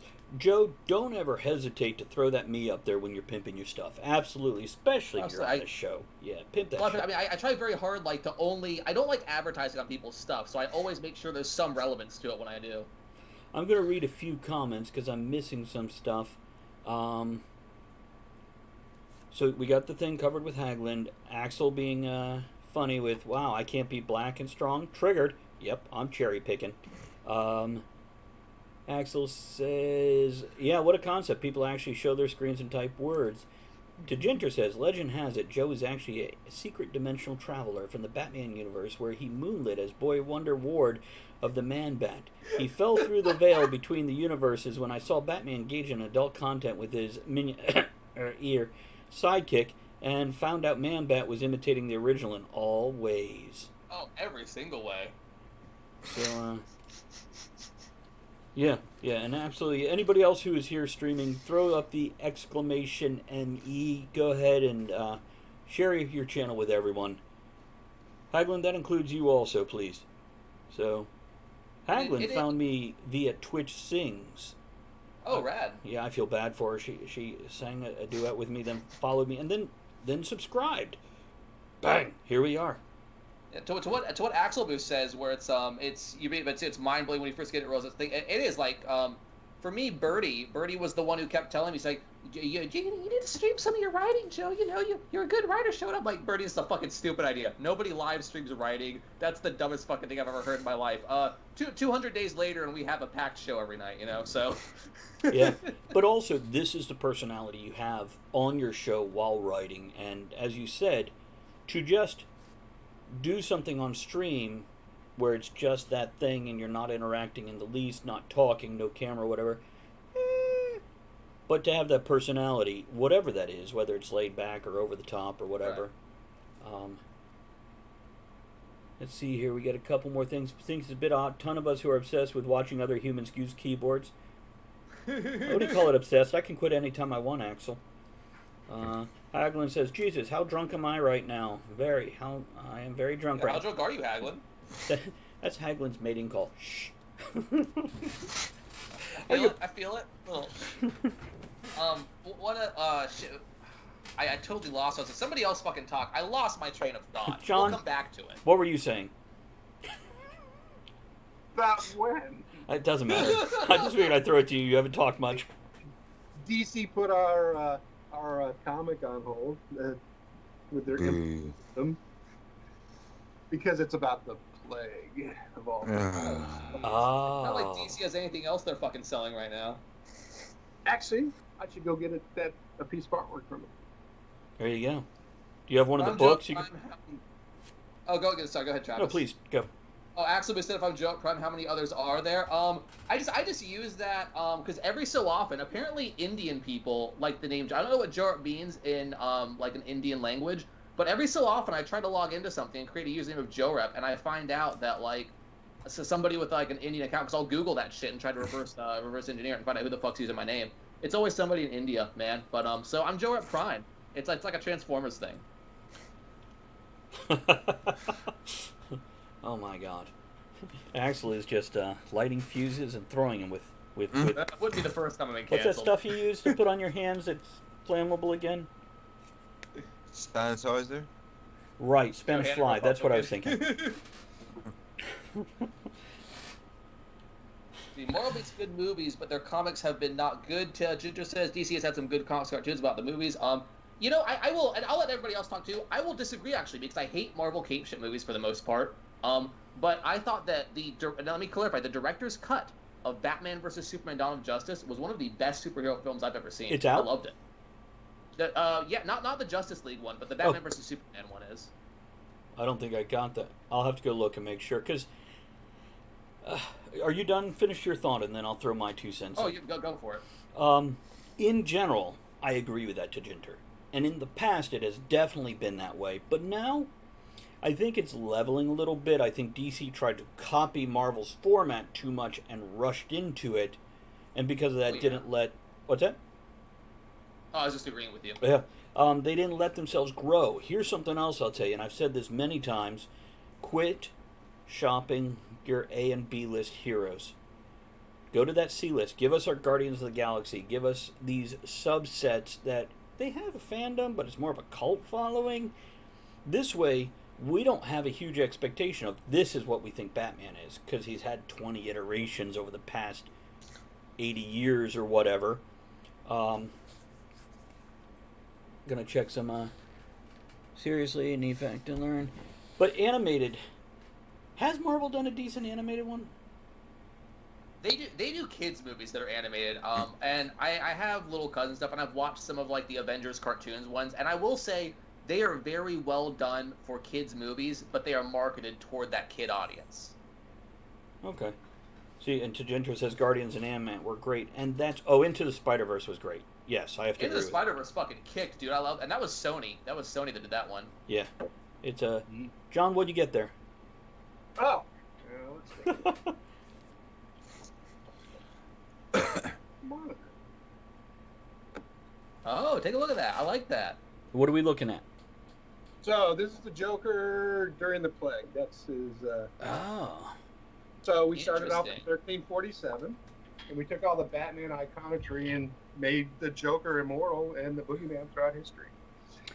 Ra's al Ghul wants his blood and all kinds of cool stuff. That sounds about right. Pandemic and epidemic books are flying off the virtual shelves.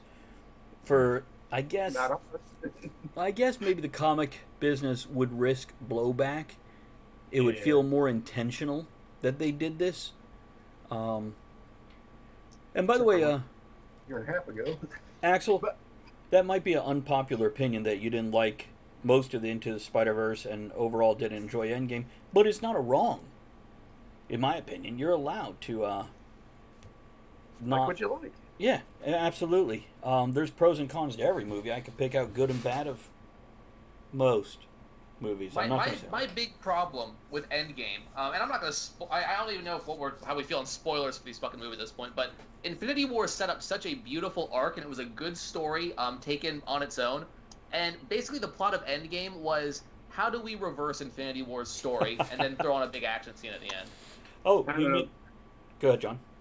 No, a great television series would be just to put a microphone in here and all the people coming in and bitching about the movies or ranting movies and stuff, and their opinions on how they can make the movie better than whoever made the movie. And it's like, really? I don't know. I think it made a couple $1 billion. So good luck with that. But hey, Despite the lack of your high-tuned genius. Yeah. get back to your keyboard. Axel liked Tomorrow. I thought Tomorrow. That was the one that had George Clooney, right? Correct. And was it Dakota Fanning? I liked Tomorrowland. That was fun. It was okay. I felt it was a little slow and a little, I don't know, almost dumbed down towards the third act. But I still overall enjoyed it. It was, now, Wrinkle in Time, that was just... Garbage. I mean, beautiful, visually, stunning.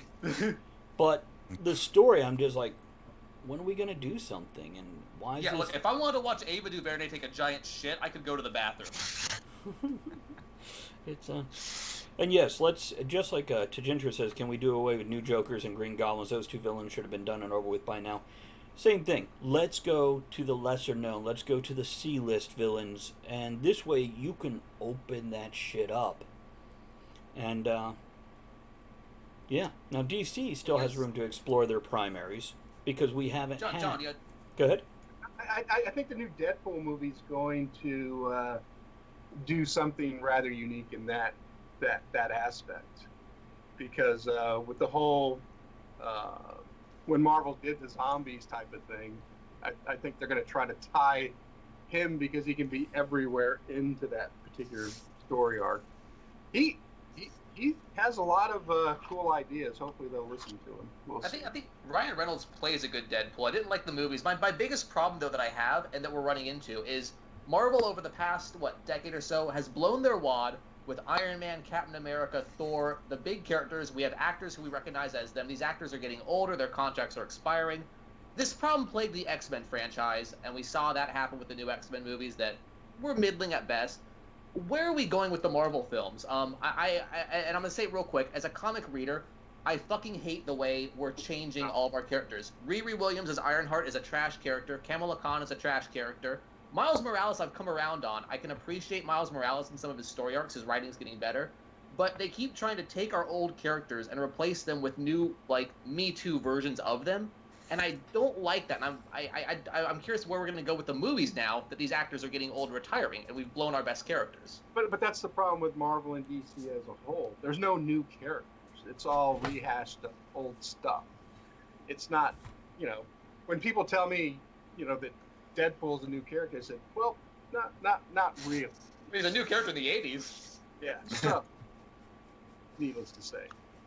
I love the passion in chat right now. Why stop, being innovative? I mean, it doesn't make any sense to me. I just see a comment here from Axel, which is probably unrelated to what I'm about to say, but instant one-shot to pretty much all enemies. This makes me think of DC, Marvel, whoever else, please consider doing one-shot movies. They have a value. And also, once you put out a great movie, like Rogue One, and even we don't even need a third movie to follow up Deadpool. 1 was great. I was happy with 2. But we don't need more. You can stop there. I understand it's a cash cow and you want to ring that bell till nobody comes to dinner. But you don't have to. You don't have to. Give us one great movie that people constantly wish for the next one. As opposed to 3 movies where people are like, it got old. But you got to make sure that one movie's good. Yeah. Oh, yeah, like Logan. Logan was such a beautiful film surrounding Wolverine. I loved Logan. I was like, yo, this is not an X-Men movie, because X-Men movies suck. What the fuck is this? Well, I tell you what, it's I still liked First Class better than X-Men 3. I would agree with that. First Class was decent. It was definitely decent. And then, now other people disagree with me on that, but as they went further into the new X-Men movies, they went up in the special effects and down in the storyline and character. Absolutely. Yeah, Days of Future Past, there are parts of it I like. I love the concept of Days of Future Past, but Days of Future Past is not a good movie. I agree. It's, why is Consley not, is he not... Okay, hold on, let me read some comments here. Cogsley's having a fucking stroke over there. Well, he hyped, because hype is a trigger word for him, but it's not all the emotes like it's supposed to be, and I'm wondering, did his, subscription run out? I've got to gift that poor bastard a subscription every month. So let's see here. Tangent, Tomorrowland, cover that. George Clooney was just there, didn't really need to be there. Okay, got that, and I agree with you, Axel. That might have been what I was thinking of. Endgame, Infinity War fall apart when you take Doctor Strange and what he can do into consideration. To Ginter's pissed at Wolverine getting Bishop's character arc. Wolverine needs to be dead and gone. I agree to Ginter, and not because I hate the character, just because we're good. Stop on the high note. Gary says they will not stop on a high note ever. Gary, god damn it, Gary, stop being right, asshole. Waters down the higher existence. Haglin says it's all about the serialization, though. Milk the cow dry. Work on the hype. It's the same with regards to the safe approach. These movies are popular. Let's do 30 more. To Ginter is wondering, as well as other people, if Kevin is about to pass out. Oh, no, Claw's Eye's out. He's a comic fan. This is what I'm going to... Axel, to read off the final comments. I hated Iron Man 3 when I first watched it, but when I watched it years later with lowered expectations for the amount of Iron Man suit screen time, I found it was amazing and appreciated so much. Shouldn't have been called Iron Man... Or it shouldn't have been called Iron Man 3. Misdirect, it was Tony Stark 1.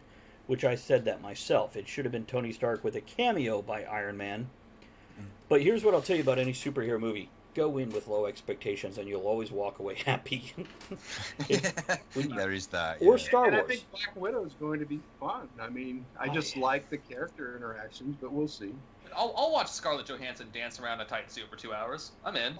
There's a couple in there that are, Is she at a club locally?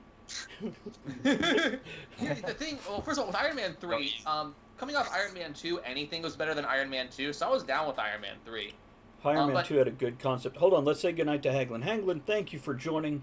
First day, throwing that sub and hanging out and, All right, Haglin, thanks for coming rocking out, the show with us. So anyhow, carry on there, Joe. Oh, the thing about these movies, I think you need to make a good genre fiction film, like say Logan did, like some others have done. Instead of trying to make them episodes of a broader spectrum, you can take movies like Ant-Man and the Wasp or Captain Marvel. They only exist to set up elements in your bigger Infinity War storylines, and that was their big fall. Right. As a movie on their own, they do nothing for anybody. They're just there to augment the movie they want you to see. Right. You think they would, John? But that's how they do comics. Right, and that's what I was about to say, is they learn from the comic industry. Yeah. And there's a reason I don't read a lot of comics anymore. Yeah. Yeah. John knows that better than any of us, I think. It's, That's why I'm making them now. And I would say, like, I love that, too. There's a lot of great, there's a YouTube channel I watch. It used to be called Diversity in Comics. Now it's called Comics Matter with your boy, Zach. But that dude, he makes his own comics, too. He Indiegogos them. He does great work. He does great disseminations of the comic industry. And there are a lot of excellent creators out there who are putting stuff out. I'm so down on the big two right now because they fucking suck, DC and Marvel. But there's so many awesome independent comics out there that I love to support.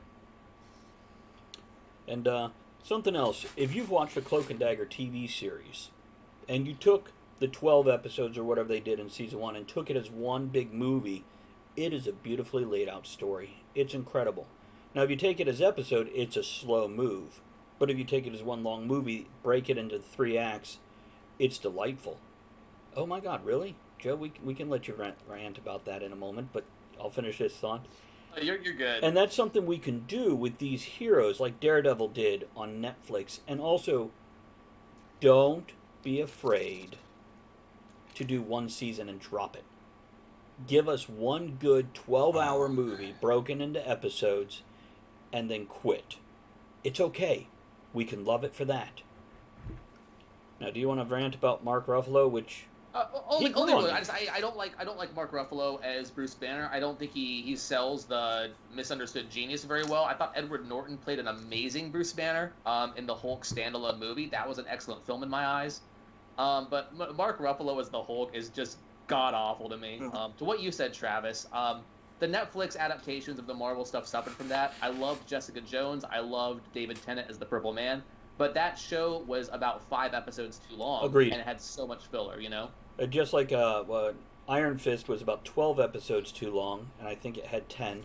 And yeah, I was about to say the whole show was just too... and Luke Cage had about 4 or 5 too many episodes. They could have definitely pulled that out, made it a tighter, better, more interesting story by putting less in. There was something here I wanted to... Eating penguins. Axel said, I wish I was allowed to not hate Batman versus Superman in peace. Yeah, exactly, Joe. That's what I was going at, because you said a positive thing about it, and I enjoyed the damn movie. I wish I could have seen that storyline move forward as opposed to being castrated because of crowd reaction. And let me say real quick, first of all, Ben Affleck is probably the best Bruce Wayne we've ever had on screen. I hold it out for Michael Keaton. I thought Michael Keaton was fantastic. But I loved Ben Affleck as Bruce Wayne and Batman. He was beautiful in the role. And I feel like Batman vs. Superman, Dawn of Justice, it was a smart movie. It had so much love for, the Miller era comics, the storylines in there. And people hate on, say, Lex Luthor with what's-his-face, the little pasty boy. I would have recast that one. Yeah, it was weird, it was strange, but they were trying to show a Lex Luthor origin. Lex Luthor had hair. Back in the the old school, I think it was Silver Age Superman comics. He got cancer, he lost his fucking hair. Lex Luthor grows into himself, and if you watch Justice League, it's not an excellent movie, but in the post-credit scene of Justice League, they have Jesse Eisenberg playing Lex Luthor, and he's bald now, he's on his ship, he's doing his thing, and I was like, whoa, he's very Lex Luthor there. Right. Just a character for a movie is the issue. He's a thinking villain that just takes too long to develop is the issue. That's and fair. I will give that. I will give that. Doom, when he walks into the UN and everybody goes, "Oh shit," you know, the Avengers even think, "Hey, this might be something bad that's going to happen." Lex Luthor, you know. Well, he's supposed to be the mastermind behind the scenes. He is the final brick in the wall that you take down, and you never even know he was there. He was a cornerstone holding the arch over the arch. Sorry. Right. There's Noah and the elephants. Right, and I'll give that he was not. It was a miscasting, but I will still defend it because I love the movie so much, and I'm like, I'll take what the movie tried to show. I think we all love the old cartoon DC Universe cartoon version of Lex Luthor. That's what we see Lex Luthor as, for good reason, because he was great. Well, first of all, I never wanted to see Lex Luthor in a power suit. I felt that was always ridiculous. But with Jesse Eisenberg in the role, I was willing to let it play out. You know, at first I'm like, it's a skinny little kid with some kind of derangement because he giggles and pushes candy in people's mouths. But let's see what he is in movie 3, when you can get that arc and that build, because this is the origin story. This is not what we lost to Kevin. Kevin, no! Let me switch over to this. There we go. And then we'll see if Kevin comes back. I think he's back. Switch it back over. Welcome back, Kevin. Don't know what happened there. Thought maybe you passed out face first into keyboard. Yeah, dunk. Tajinter says Suicide Squad should have been flagged and Will Smith make an action movie with Harley Quinn and left. Actually, I agree. He did feel more like Riddler. Jesse Eisenberg. I would agree with that too, yeah. Yeah. Suicide Squad is an interesting movie because it was destroyed by the studio. David Ayer had a vision, and he's talked at length about this too, you know, that his movie just got torn apart in post-production and basically destroyed. Once again, I'll say really quickly, I loved Jared Leto as the Joker. Not a lot of people do, I get that. I thought he played probably one of the most comic-accurate Jokers we've seen, you know, compared to Heath Ledger did a good role. Heath Ledger was not the Joker, though, to me. Heath Ledger did not play the Joker. He played a villain that did some shit. Right. People will disagree with me. That's my take on it. So, and I don't necessarily disagree with you on either of those, as much as I did enjoy Heath Ledger. But that whole thing was a dirtier, gritty, more real Batman. Right. So it brought you more into the real world, the same way the Joker movie did so recently, until Bane came along. And then you're just like, what? But anyhow, that's a different story. There was some other comment here. Yeah, they tried to do too much. The Harley Quinn movie that just came out. Wow, that was garbage. Okay, the last 20 minutes was a superhero movie. And that's when they all came together after you're like spending this hour and 10 minutes, hour and 15 minutes going, when's this start to do a thing? Yeah. Harley Quinn's problem is they made Harley Quinn during the Bruce Timm Batman television show era. She was a cartoon character before she was ever put in the comics, and she was made to be Joker's romantic foil. Right. That's how she works. Now with the whole, the feminism movement, Me Too, etc., they want to take Harley and make her own character. But the thing is, Harley, she's an interesting character, but she has no real drive beyond the Joker made me what I am, right. Drove me crazy, and now I love him.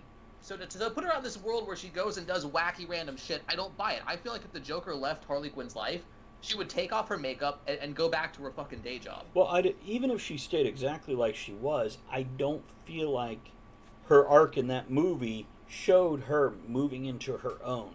It showed her moving to another crutch, the kid, and then the group, as opposed to, I'm going to break away from Joker and be my own person.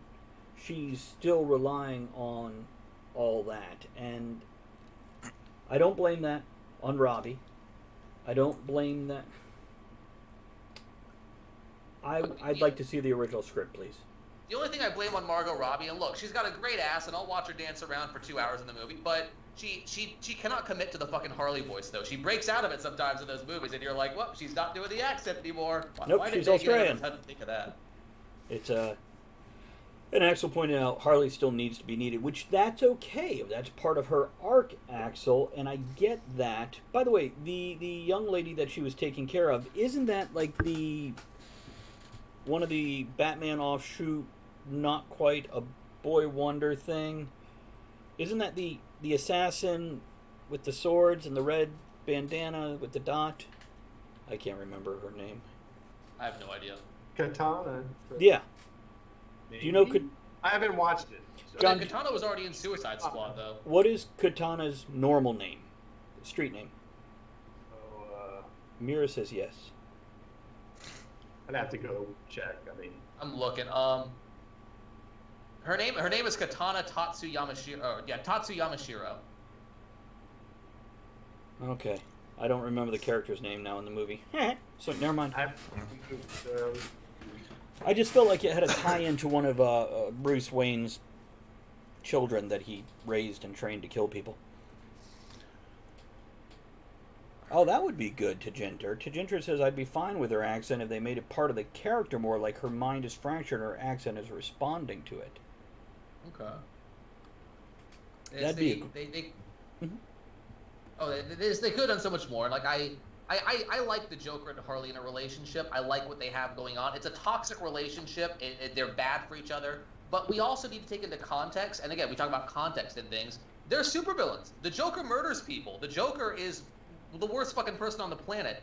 So for him to be abusive to his girlfriend, that's not the point where I'm going to say, wow, that's too far for a comic to show me. You can slice a man's face off and wear it, but as soon as you hit your girlfriend, that's where we get outraged. Look out of here. Also, he's a villain. And Yeah. even if he wasn't, we've had comic book history, there have been toxic relationships amongst the good guys where the man is abusive or whatever. And it shows the human frailty or the asshole that is in some people. Kevin is so dozing off. Kevin, I'm fine. you're good? well, if you remember 6 months ago, people got all upset because Darth Vader killed a woman. Oh, I read that. It was a good comic, too, actually. I liked that Get this one. trash out of my, come get this trash out of my room. Have you How guys... dare you call her that? She was crazy. I mean, John he's Cena, Darth have you Vader. He kills kids. He kills planets. I mean, how good can you get? I mean, come on. Have you guys read that one? I have not. It's a Darth Vader comic they put out where it's from the perspective of this lady. She's like a nurse aide or something on the Death Star. And so it's all from her perspective, but she becomes obsessed taking care of Darth Vader's injuries when he comes back from his different missions. And she takes pieces of his cape and stuff, and she thinks he's gonna fall in love with her. They're gonna have a life together. So at the end of the comic, it's a one shot. At the end of the comic, she goes when Darth Vader has his helmet off, and they've told you nobody's allowed to see Anakin without his helmet. She goes in and confesses to him and everything, and he just looks at her. He turns his lightsaber on, and he stabs her. And to what John said, he's like, "Yo, get this trash out of my room." That is a brusque climax. It was great. It was really well done. It's and I think that shows, the darker side of that character. And by the way, I'm about to agree with Tajinter here, who says technically Batman is really toxic to his sidekicks, and Mr. Incredible is probably one of the biggest thunder cunts in the comics. Wait, Mr. Incredible from The Incredibles? Yes. I think we're talking. Are we doing Mr. Fantastic or Mr. Incredible was the Mr. the Terrific movie. is probably the character from DC that he's thinking about. If it's a DC character, it's Mr. Terrific. But anyways, Gary says, whatever happened to the vengeful Superman that killed villains dropping from the sky and such? Mr. Fantastic to Gingerman. Ant-Man beats his wife, We In the comic or in the movie? comic. Because in the movie, he was an absolute comic where he sweet. just slaps the shit out of his wife at one point. There you go. Mira says, did you read the 90s Green Arrow in the comic? Yeah, he was a douchebag in the 90s. So, Better times. now we're going to wrap this up in about 5 minutes here. And Gary, by the way, asked...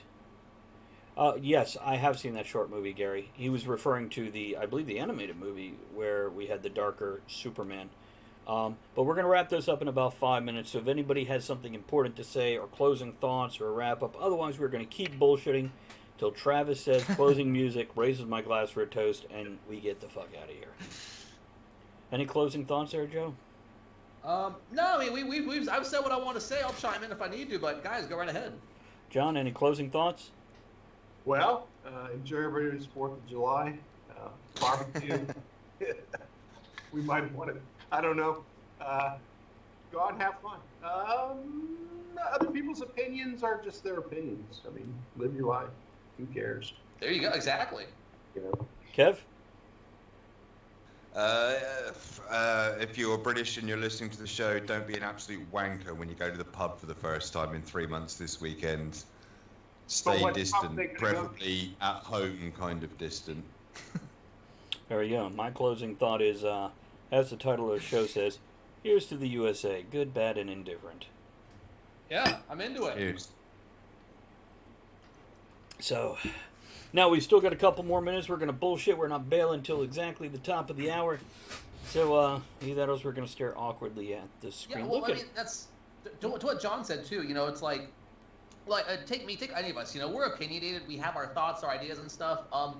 Well, the reason we celebrate America, the reason we are American, is because we can take any number of religions, ideas, congregations, and let them live together in peace and harmony. You know, like I will disagree with any of you fuckers about stuff. I will say that you're wrong, but at the same time, we live together. We respect each other in it. And was that you in my bathroom? I hope not. Put the seat down. I have cats. I know. What? What? Which one? Huh? There you go. There you go. What? Yeah, no, it's like get along. Like disagree and get along. I hate that we live in a world now where if you disagree with somebody, they have to be canceled, they have to be thrown out, and we can no longer get along with anything else because we didn't have the same opinion on a movie or religion or something stupid like that. Well, you're in the best country in the world. You have freedom of speech. It's Right. given to you by your Constitution. Exercise it, you know. And there's no reason. It doesn't say that you can be a dick always, or you can get punched. I mean, sure, if you have freedom of speech. Correct. Yeah, also keep in mind, freedom of speech doesn't mean you get to shut down everybody else's speech. Don't yell at. That's why I gotta be the buffest writing live streamer. So if somebody does throw a punch, I can throw a bigger one. My punch is bigger than your punch. Well, mine has ice cream and gelato in it. I think it was supposed to be sherbet. My bad. Never mind. This is why Travis doesn't have people show up at the parties. It's and we are going to do a raid after we do the closing music, so everybody hang out. We will go jump on somebody who always raids me. Who are we raiding? Ebon Blade of Revan. Okay, cool. What he said. So let's go to set this up and roll out of here. You guys have a great night. And where's my closing theme music? Wait, is that it? Hold on, let me just make this screen big. That's what she said. Here we go. Dance to it. Thanks for Absolutely, you could pillage. tonight. Oh. One thing that makes the show what it is. Don't forget to join us at the Tavern next week. Until then, That's my have dance. fun, keep learning, and be good to one another. Raid call in chat, guys. Now, raise your glass. All right, and go cheer. to see Evan For the Blade of small Revan. moments every day, and steamy dreams Conflict every night. Universe. Dot com.